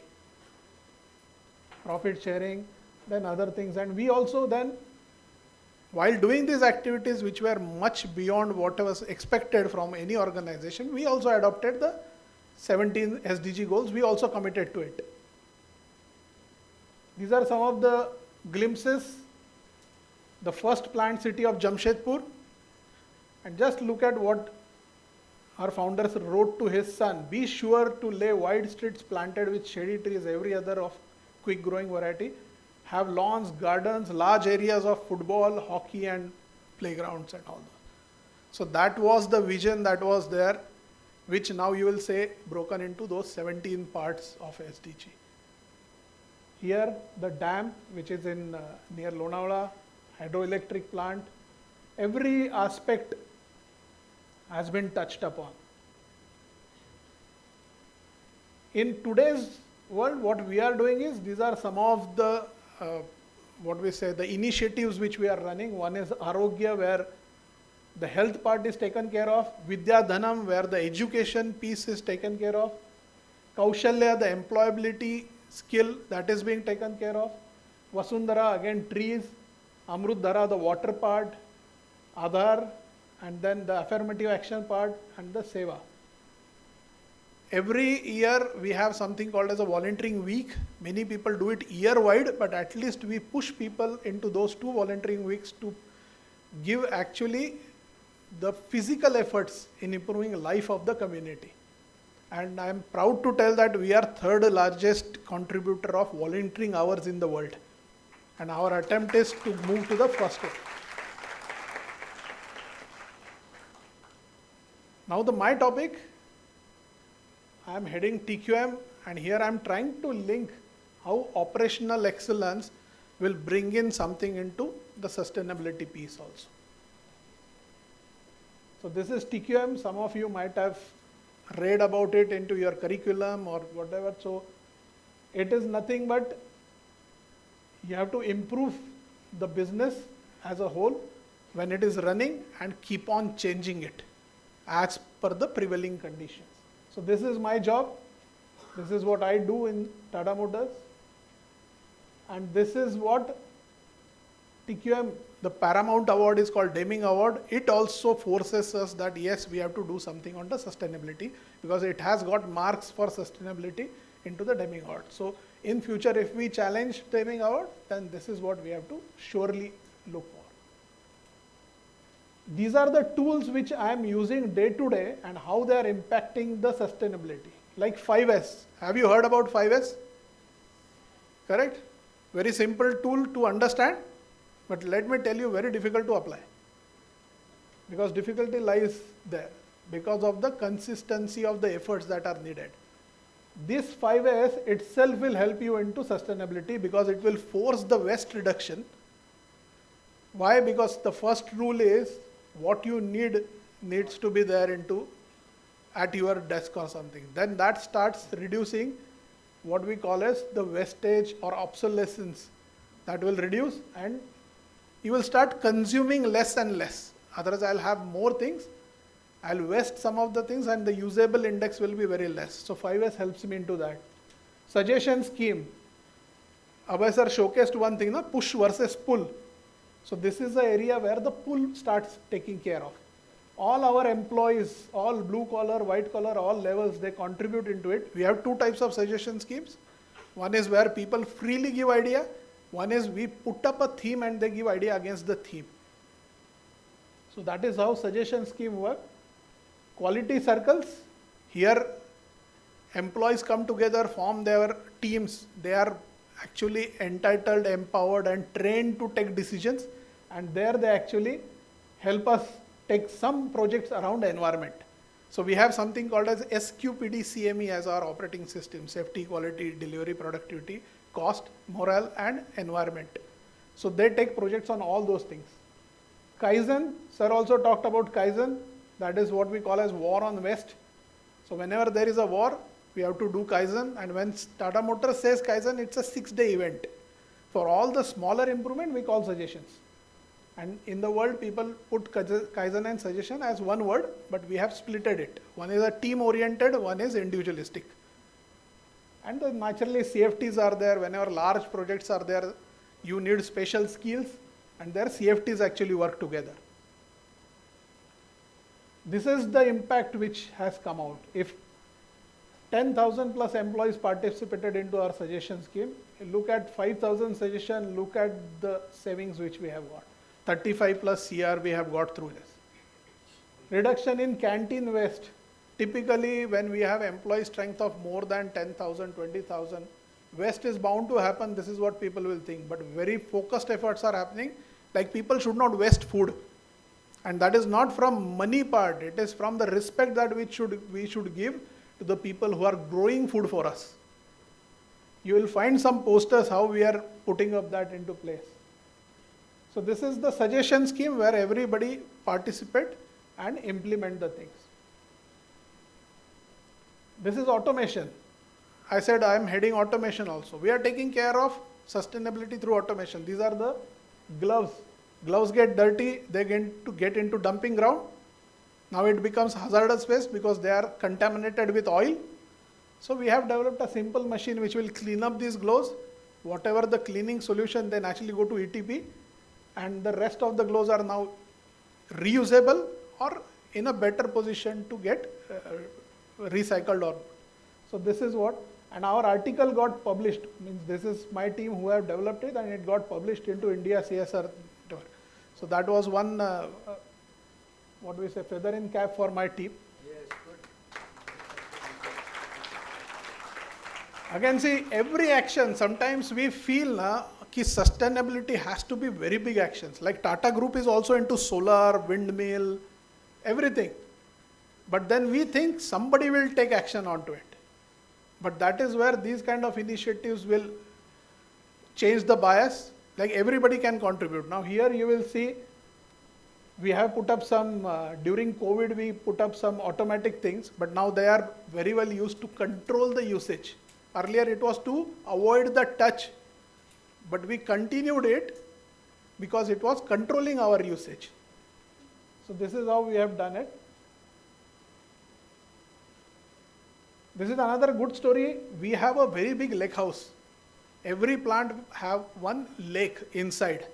So we are like at zero discharge, no water goes out. So these lakes are made, and these lakes, the pH is taken care of. And the pH value is necessary for the underwater, which is 14 number SDG. So here what we have put up through LCA, the pH monitoring was a manual affair. If pH changes, naturally those fish and everything will be in danger. So LCA has put up a automatic pH monitoring and correcting system. So that is, if pH goes beyond, signal starts coming to my mobile. and the respective responsible people's mobile messages. So this is again use of simple technology to take care of these goals. Here again one more example, like simple example, manual valves, typically water will keep on flowing, just convert them into auto shut off valves. Again, create an intelligent circuit. If I don't need water to go into particular pipeline, I want only a smallest path to be used for reaching the water, use that. So that we have created into it. Food wastage, as I said, we are converting the entire food into a compost. So that is how we have done. And another part which we have done is avoid food waste. We are appealing people also. See, this is the way we have put a poster. Take only what you can eat, but whatever you take, you have to eat that. So take all you can eat, but eat all you have taken. And we always publish this every day. How much of food waste and how many people would have been fed because of this. And this is an emotional message. Let me tell you, the food wastage has started dropping down because of this. People have started changing their habits of eating. One case was there when one person was sitting, he was a vendor sitting in front of me, full plate was full, and after eating something, he just got up. I said, you haven't completed. He said, this is my style of eating. Then I made him sit. See, he's a vendor, I was a customer, so I could force it. So I asked him to sit, eat everything, and then he went out. So this habit has to change. It is my style. Every day, see, we have, especially in our household, jar urla ta purla. Every time agar do roti bachta hai, that means everybody is happy. So that has to change. It has to be cut to cut, whatever is to be consumed, to be produced. Again, one more poster which I could not put over here is, we have put up a timeline, how much time it takes to grow anything. So, आपके plate में जो chapati आई है, how much time it has taken, right from sowing the seed till the chapati, and you are taking only 2 minutes to waste it. So somebody is putting 6 months, and you are putting only 2 minutes to waste that thing. So these are some of the, one is use technology, use people power, and touch their emotions also, because that is what will have a long last effect, and that is we are trying to do in the tactical way, while company is taking very big steps, but it's like Ram Setu, where even the squirrel has some job to do, and that is what my department tries to do. So this is what I'll end with. Government has some things going on, Sashakta Bharat, Swachh Bharat, Satat Bharat, all those schemes. Organizations like ours, they have their plan, planet resilience, community resilience, governance resilience, but that will not stop us as individuals to take actions. We cannot leave everything to the top bosses or top governance mechanisms or institutions to take care of. Kindly follow this, reduce, reuse, recycle. Now you are young, you will not remember, the other members will remember, we used to have dalda dabbas which will get converted into a flower pot. But then somehow we started feeling bad about it. We converted to a plastic pot. And today again on Instagram, you will find dalda pot with good painting again being reintroduced. So just revisit your roots and you will find all the solutions to sustainability. Energy, water conservation, here also, I remember whenever I will come out of a room without switching off the light, father will scold. Today we want every corner of the flat to be actually well lit. Not needed. You can use localized whatever is required. So that is what it is. Sustainable transportation, use carpool. This is what we promote in companies also, like use carpool. There are two advantages of carpool. One, you save fuel, okay? You help environment. And second one, that is again fuel and all that. You get time to gossip about boss and all the other members. So that is a good stress buster you will have. Then plant trees. You can do it individually.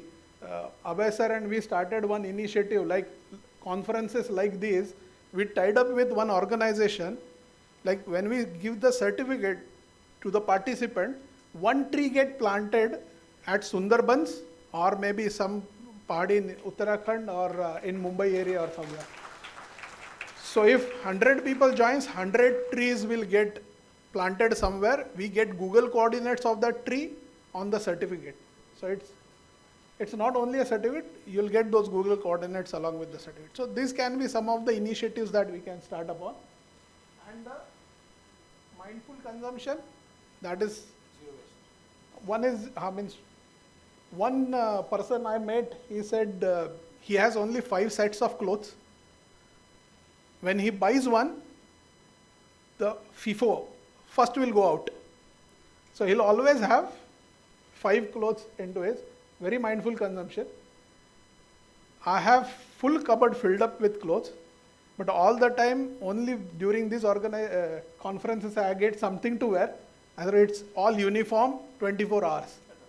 But still, I'll go on any visit or any city I go, first thing I'll used to do, I've controlled it since last 1.5 years, is to buy some clothes, some speciality of that part. If you go to Lucknow, it will be Lucknow chicken kurta or something. If you go to Ahmedabad, then it would be Modi kurta.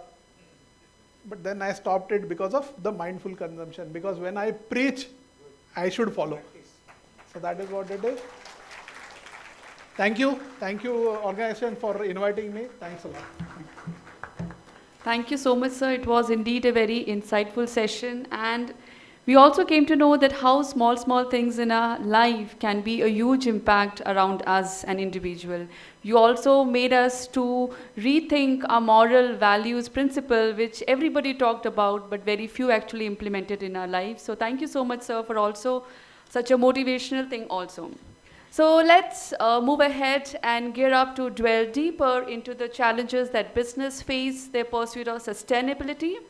It is with great honor and anticipation that we are about to commence the next session by our esteemed chief guest, Dr. Parag Kalkar sir, who is currently Pro-Vice Chancellor, Savitribai Phule Pune University, worked as a Dean, Faculty of Commerce and Management, Savitribai Phule Pune University, worked as Director, STE Society, Sihegat Business School.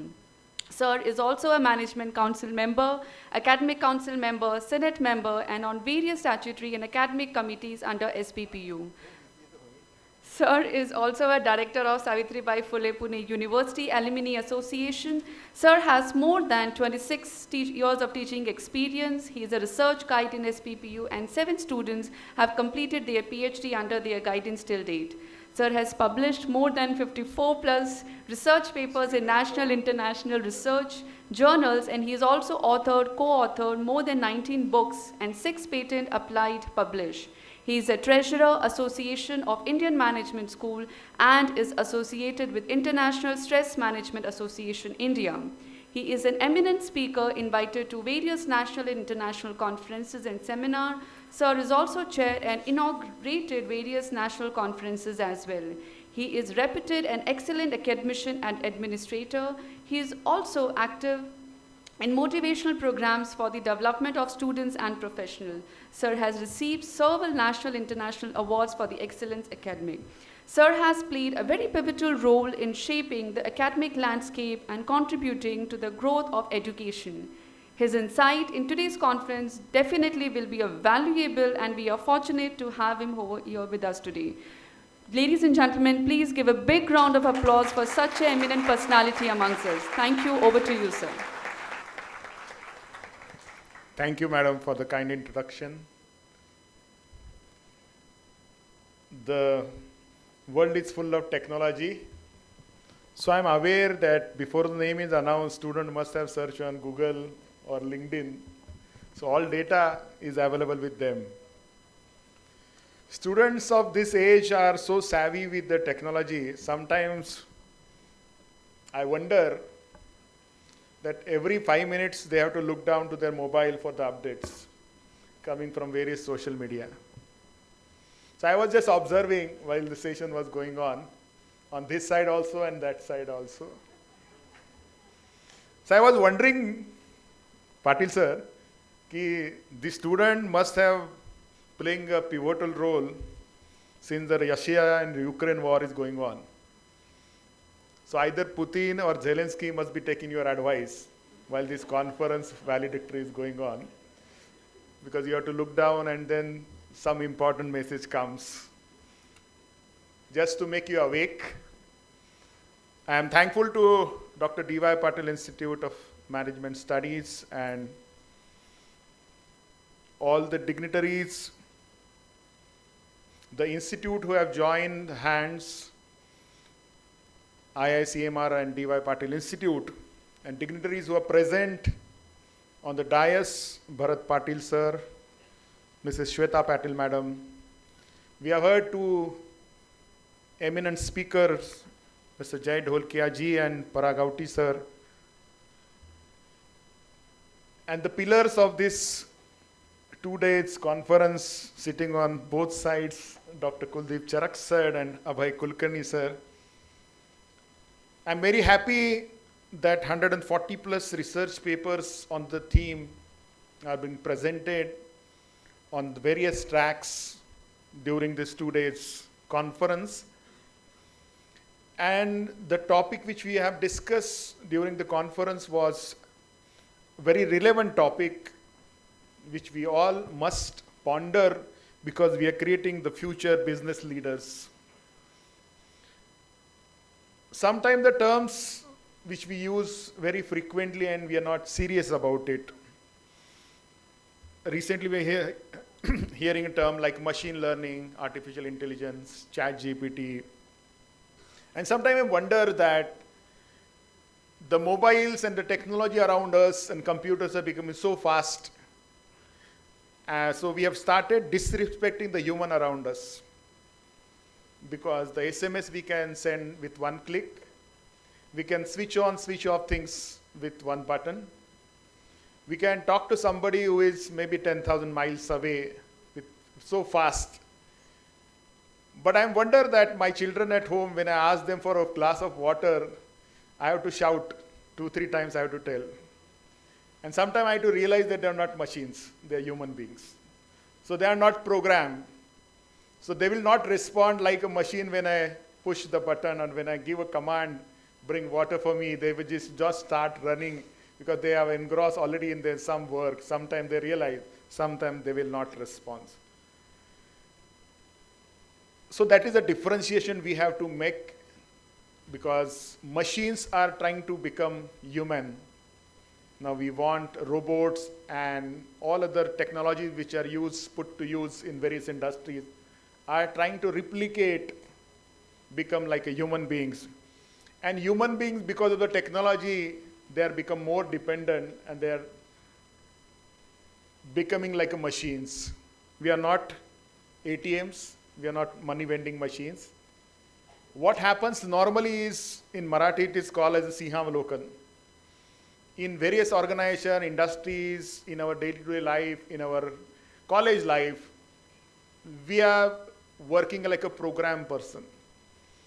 Morning, 8 o'clock, whatever schedule we have, we are running quarter to quarter, semester to semester basis. Just try to complete the task which is oriented. We never realize, we never stop and see what is happening around us. Right now, you are all going to be a part of workforce after completion your graduation or post-graduation, but you are going to be part of workforce in 2030, 2040, and in 2050 also. And we are still not aware, using all the technology, that what can be the skills which are required in 2040s and 2050s. So I think still, whatever education or teaching learning process we are imparting in our higher education may be relevant till 2040, 2030, and may not be relevant after 2040. So we have to see that that also need to be look at the sustainable. So we have to create a human being who is able to unlearn something, who is able to relearn something, and who is always ready to learn something which is coming new. So we all have to look that when we are absorbing, when we are taking this AI and ML to support us, we should not become 100% dependent. Sometimes I fear, there are two fears which I, at my age, always I fear, because sometime I open my Facebook and wish to someone who is attached me with the birthday wishes. So even they give me 4 options. So even I do not have to think that what I must use, happy birthday or HBD, something. They give me 4 options. I have to choose one, so that wish is sent to the person. After few years, it may happen that I do not recall what to wish for a birthday, because the technology is making me so dependent. Second important thing is we are so much savvy and get tuned up with Google Map, which we are using every day. And we never look outside our vehicle to see that is there a pan wala or sabji wala or in the shop in the corner which we turn. We are always looking into the map inside. Sometimes I feel that sometime one day the Google will decide 2 hours shut down Google Maps. So that day, half of us will not go back to our home because we have not seen how our roads and the road to our home looks like that. So sustainable development goals which we are looking, it may happen that कि 2 लाइनें मुझे याद आ गई कि सारा समुंदर मेरे पास है, एक बूंद पानी मेरी प्यास है. We are damaging our environment at such a speed that drinking water will become more difficult. What sir was talking about, getting that cultivating food takes 6 months time, destroying takes 2 minutes. So it may happen if we do not really look seriously into it, because we are getting sufficient things right now around us. But on the other side, our agriculturists, they are not producing in a right way. It may happen that कि एक पैसे की थैली लेके हमको सब्जी लाने के लिए जाना पड़े छोटा सा, because people will get out of the 142 crore population, how much food is which is required, 40% plus is wasted. Midas राजा जैसा हो जाएगा हमारे पास कि सब सोना भरा हुआ है, बैंक में बैलेंस है, शेयर्स है, गोल्ड है, खाने के लिए अनाज नहीं है और पीने के लिए पानी नहीं है. I think this all should not be lead. This I'm talking about very extreme thing. So I think responsibility of university to not to create students like a machine, techno-savvy student, management student with all the skills of decision making. But I think somewhere we are missing about the values, ethos, and long-term value of things which are happening. Because on one side, when you are focusing on the profit maximization, you may take a wrong decision. So I think that balanced decision is required. Sincerity and honesty is now more important for all of us. So making life easy or good, that is more important. Using air conditioning, we're making life easy and not good. I recall the example, there are 2 plants, similar kind of plants which we are given to us, same species. One plant is in the jungle area where nobody is care, naturally it get care. And one plant we bring at home and keep in custody, give all treatment, medicines and food and watering every day, every morning, taking care with Mali and all these things. It grows 10 years down the line. When the storms comes, which plant will survive? One at jungle or one at its home? I think the jungle plant will survive because it has deepened its root into the environment and it got sustainable energy to take care of something which is happening around us. So I think we should not make our child, our environment, or ourselves so dependent upon technology and other things that will not be able to sustain without air conditioning. What sir was referring, 1 or 2 days, we are not asking you to stay without air conditioning, but sometime if it is not air conditioning, you should not become panic or will with the problem. So that is more important. I represent higher education, and we have a challenge in this sustainable development goal. The challenge on one side, when we talk about Amrut Kal, is a good term, next 25 years, and we are talking about India as a dream in 2047. On another side, when you look towards, there are 2 things. Demographic dividend is talked about. We have largest number of young population on this part of the world.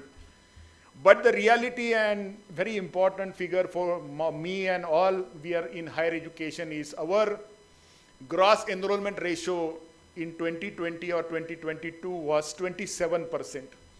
In simple words, the students or youngsters who are in the age group of 18 to 24 who can get access to Indian higher education, out of 100 such students, only 27 students as on date have got access to higher education. In spite, we have 1073 colleges, universities, and 45,000 colleges in this country. Pune is the most fortunate thing for all of us that we are born and brought up, or we are here for higher education who have come from other part of this country, because today as per latest record, this one city, there is no other city in the world, has got 26 universities.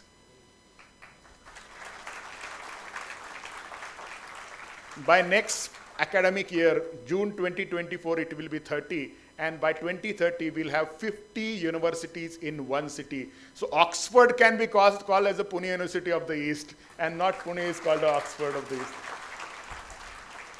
That is the way higher education is looked at. So we have been more responsible, all of us, where the access, Pune city has got 60% GR. But there may be some states, some cities in this country, because the average is 27%, where student does not have access to higher education. Here I'm not talking about the quality of higher education. If you go to the website of FICCI, CII, Indian Merchant Chamber, they frequently submit or publish some of the report.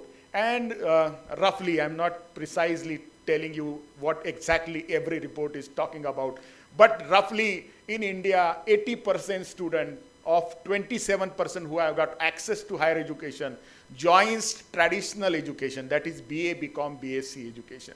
And only 20% student out of 27% who has access to education join professional education, that is engineering, medical, pharmacy, management, and so on. I think we are part of that 20% of 27% sitting here. Today we are talking not about the degrees, we are talking about the outcome-based education. And when we talk about the outcome-based education, the graduating students or postgraduate student, what they do and how the industry looks at it, the figure is very, very important for all of us. In the professional segment, where out of 27% who have got access to higher education, there is a dropout of 15%. Student get dropout, 15% student get dropout. Those students, barring this 15%, complete their graduation in professional, that is engineering, pharmacy, architecture. 80% students coming out of this professional education in this country does not have required skill to be employable.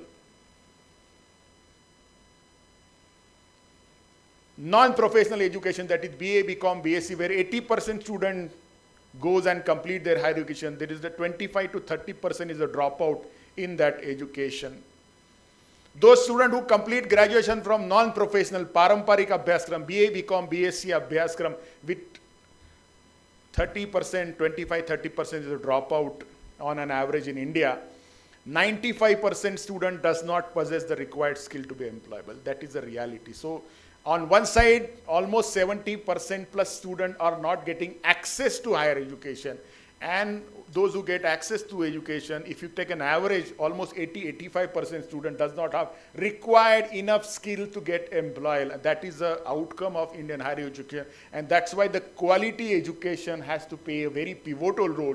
The institute like DYPIMS and all leading institutes in Pune have leading role to play in the future also, not today, in the future also, to get more and more students attracted to the city like Pune, because the industry is supporting Pune students for getting their training, getting their summer internship done, getting their job training done, and even more for the final placement. And the survey says that the student once come for education and higher education in Pune, become a citizen of Pune, never leaves Pune, because he get all long-term sustainable life for himself and his future children also. So that is more important for all of us to see.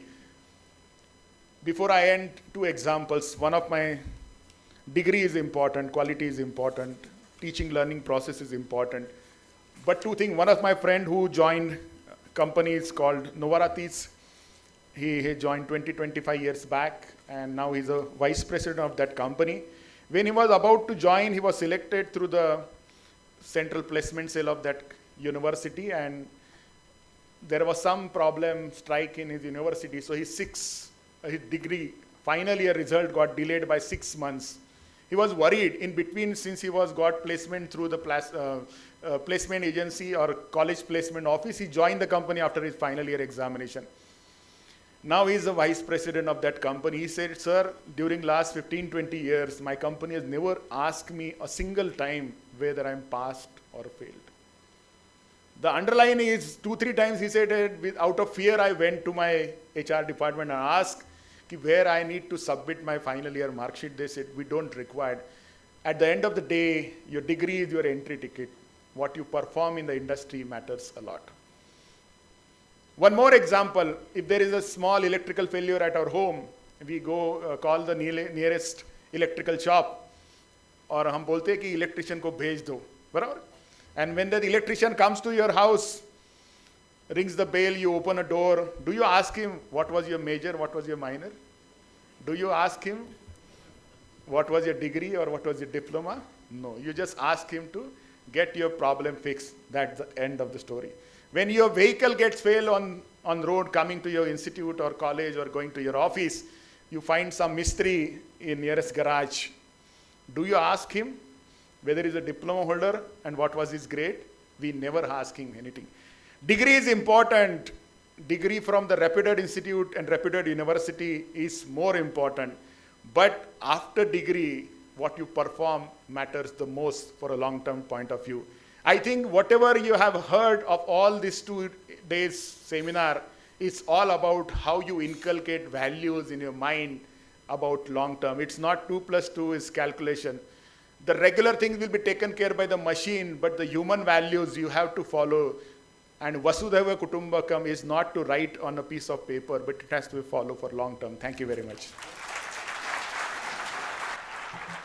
Thank you so much, sir.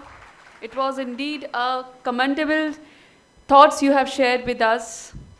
And so morning we had a session where a speaker talked about that in sustainability is not a new word. Right? It was there earlier also. It was termed as environmental changes. But as the generation are changing, the word has changed, but the meaning is the same. But it's going into more into deeper and deeper, and it is very important for each one of us to understand. And as sir rightly mentioned, it is not only about, what the other are doing, why they should do it. It starts with I. And we have to start thinking about skilling, reskilling, and upskilling once again. Thank you so much, sir, for this valuable key takeaway.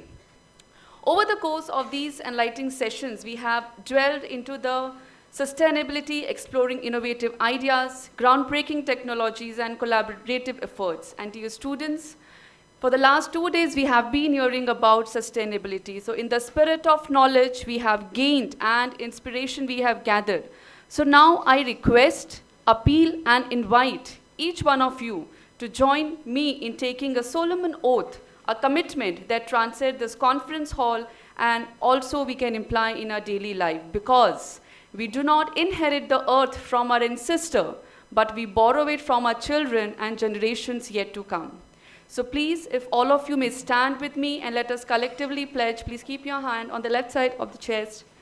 I, in acknowledgement of the pressing need for sustainability and environmental stewardship, pledge to make conscious choices in my personal and professional life that contribute to the well-being of our planet and people. I commit to lessen my ecological footprint by adopting sustainable practices, whether it be in the way I consume, travel, or conduct business. I will be mindful of the resources I use at home, personal, professional, and strive to minimize waste. I will support and engage with initiatives that promote clean energy, biodiversity conservation, and the overall health of our ecosystem. I understand that the health of our planet is interconnected with the well-being in all the inhabitants, and I will act accordingly. Thank you so much for joining me with this commitment.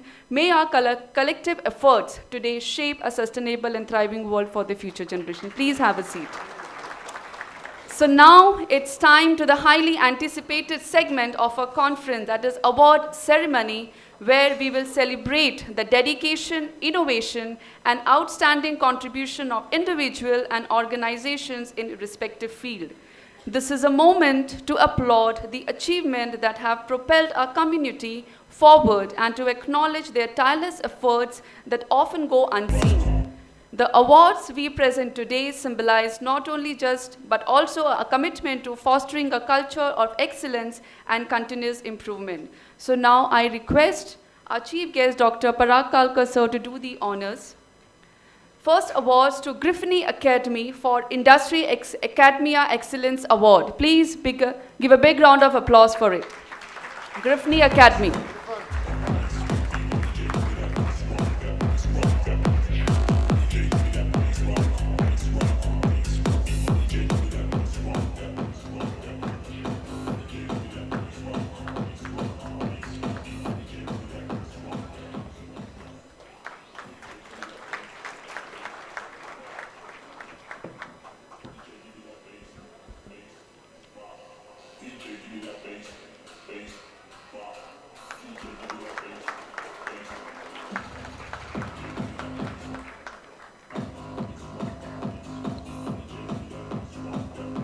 Thank you. The next award title is National Award for Best Educational Influencer in Interview Preparation, and the award goes to Mr. Mohsin Nada, founder Interview Plus. Please give him a big round of applause.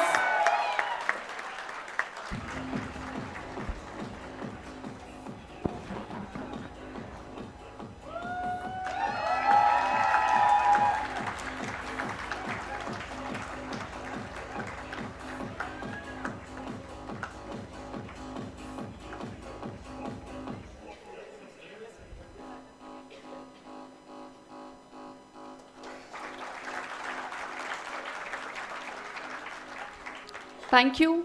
The next award for Best Academic Leadership Award, and the award goes to Dr. F. Sukma Wayuddin, the Republic of Indonesia of Defense University. I request Dr. Avinash Pawar sir to kindly receive the award on their behalf.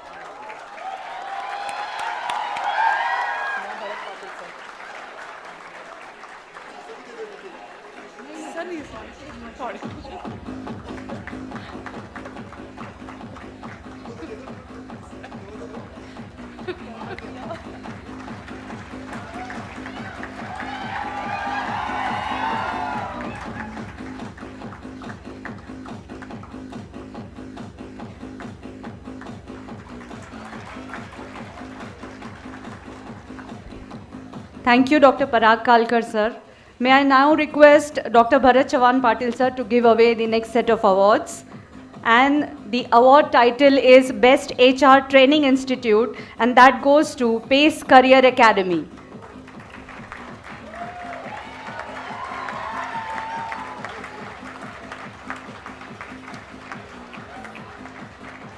Let us fill this room with the thunderous appreciation. A big round of applause to PACE Career Academy.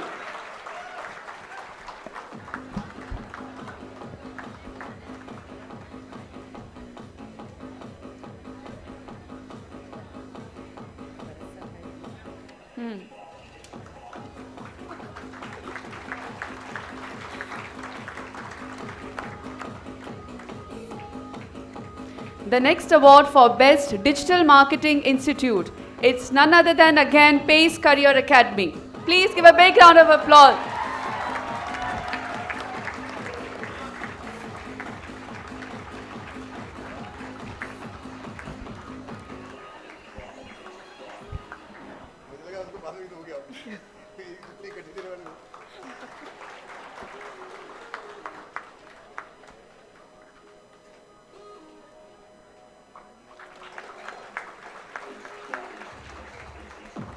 The next award category is Women Empowerment Excellence Award, and the award goes to Dr. Trupti Dhanvate from Akanksha Foundation.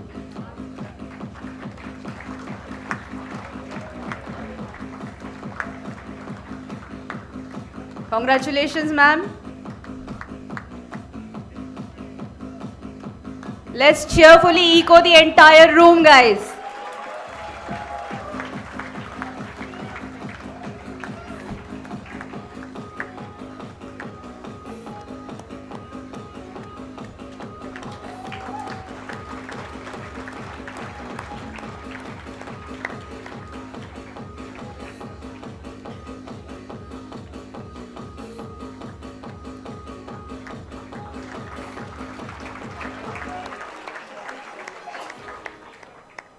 The next award is Best Woman Academician Award, and it goes to Dr. Sri Sundari, the Republic of Indonesia of Defense University. I request again Dr. Avinash Pawar sir to kindly take the reward from there, sir.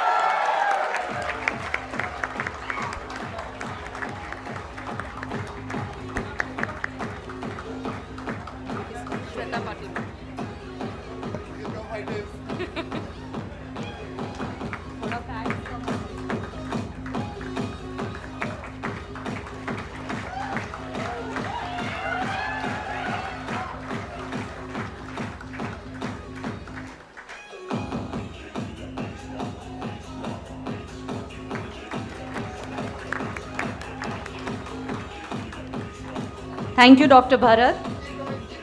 Now may I request Mrs. Shweta Chavan Patil to give away the next set of awards. So next category of the award is Best Software Training Institute, and the award goes to Reliable IT School. Let's make some noise for Reliable IT School.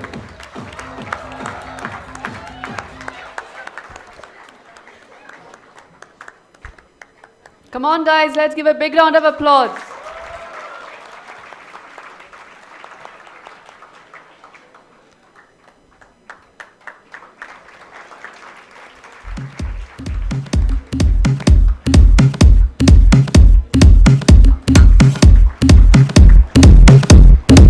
The next category of Award of Excellence for Diversity, Equity and Inclusion, and the award goes to Ms. Trishna Mangesh, S. Gautam and Associate LLP. Please give a big round of applause for ma'am.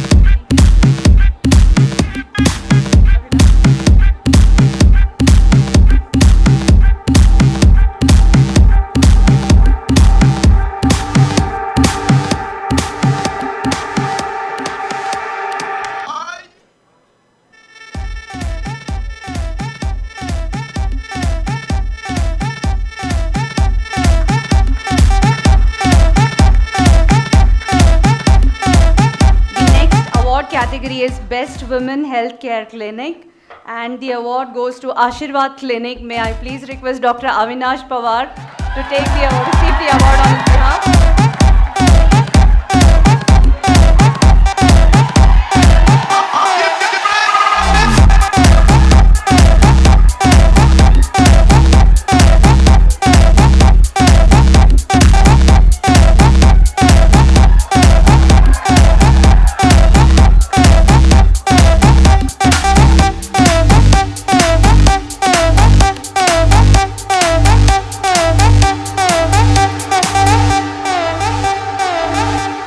Thank you so much, ma'am.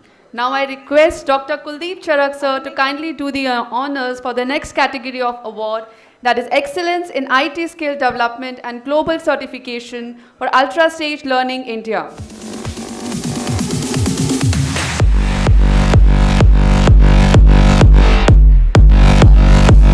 Ultra Stage Learning India.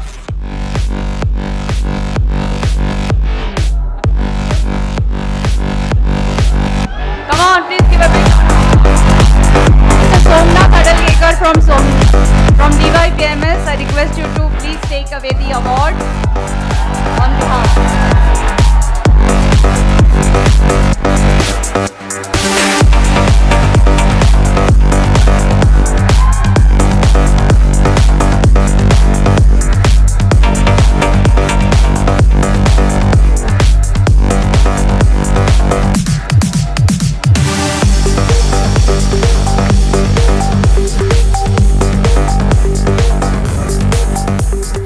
The next category award is Best Women Publisher Award, and the award goes to Mia Kusmiati from Aksara Global Academia. May I please request Dr. Avinash Pawar sir to take away the award.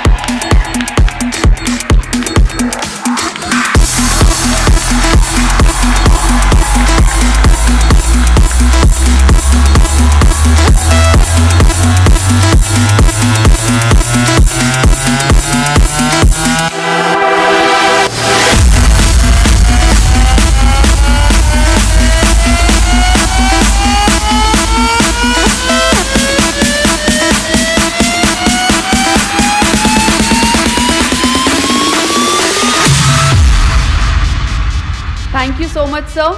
Now I request Dr. Abhay Kulkarni, sir, to kindly do the honors for the next category of the award, that is Best Digital Marketing and AI Education Company. It goes to Growth Academy. A big round of applause for the Growth Academy. Join us in applauding Mr. Harshit Gupta.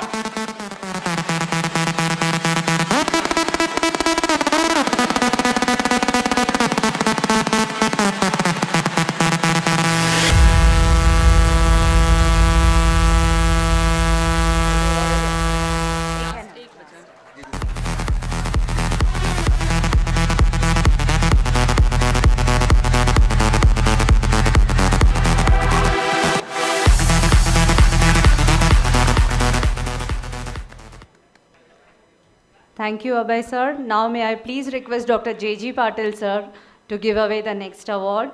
And the award category is Best Academician Award. And the award goes to Dr. Engineer Sovian Aritonang from Republic of Indonesia of Defense University. May I please request Dr. Avinash Pawar to receive the award on his behalf.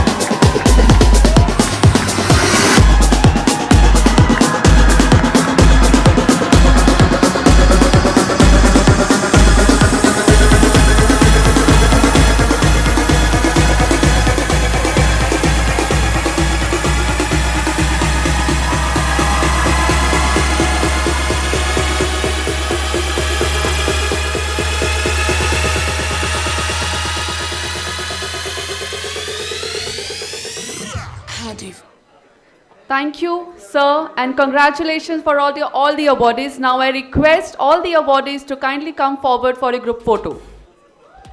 All the awardees for the group photo.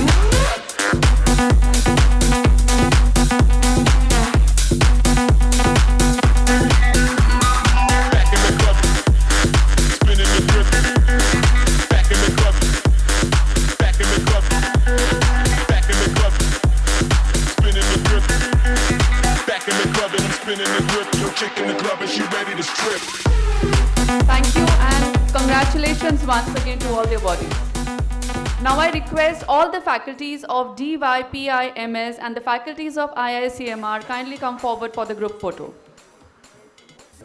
Faculties of DYPIMS and IICMR kindly come forward.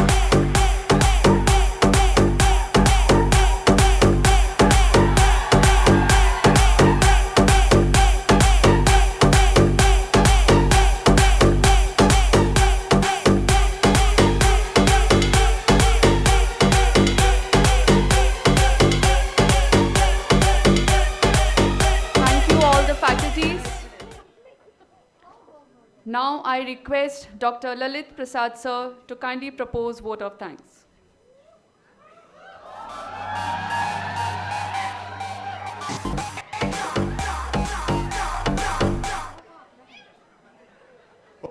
Everyone.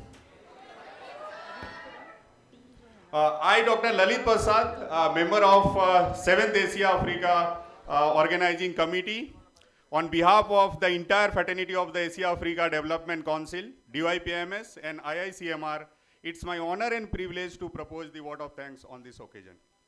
First and foremost, let me begin my offering gratitude to the Almighty for making today's event a resounding success. Firstly, I extend my heartfelt thanks to our chief guest, Professor Dr. Parag Kalkar, Pro Vice Chancellor SPPU Pune, who despite his demanding schedule, graced this occasion with his presence. Thank you very much, sir. I also extend my sincere appreciation to Mr. Jay Dholakia, GM, L&D, Persistent System.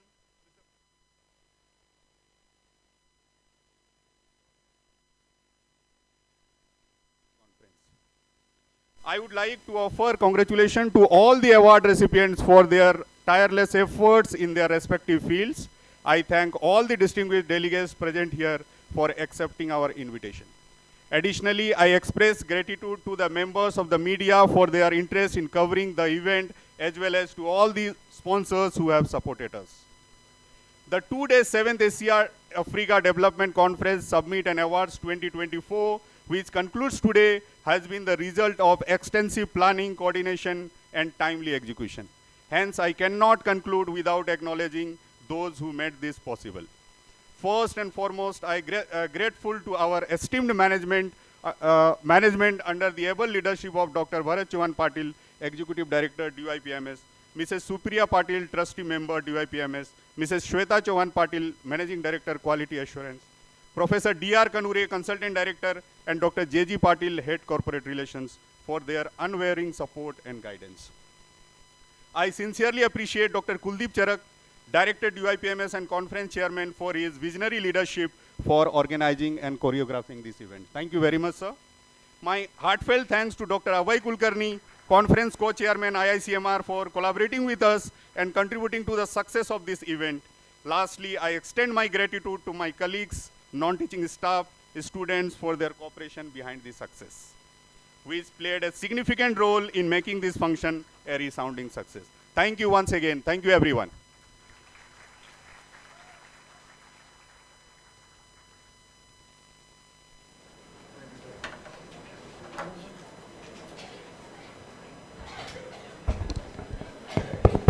I request all the participants to be seated till the guests are been escorted.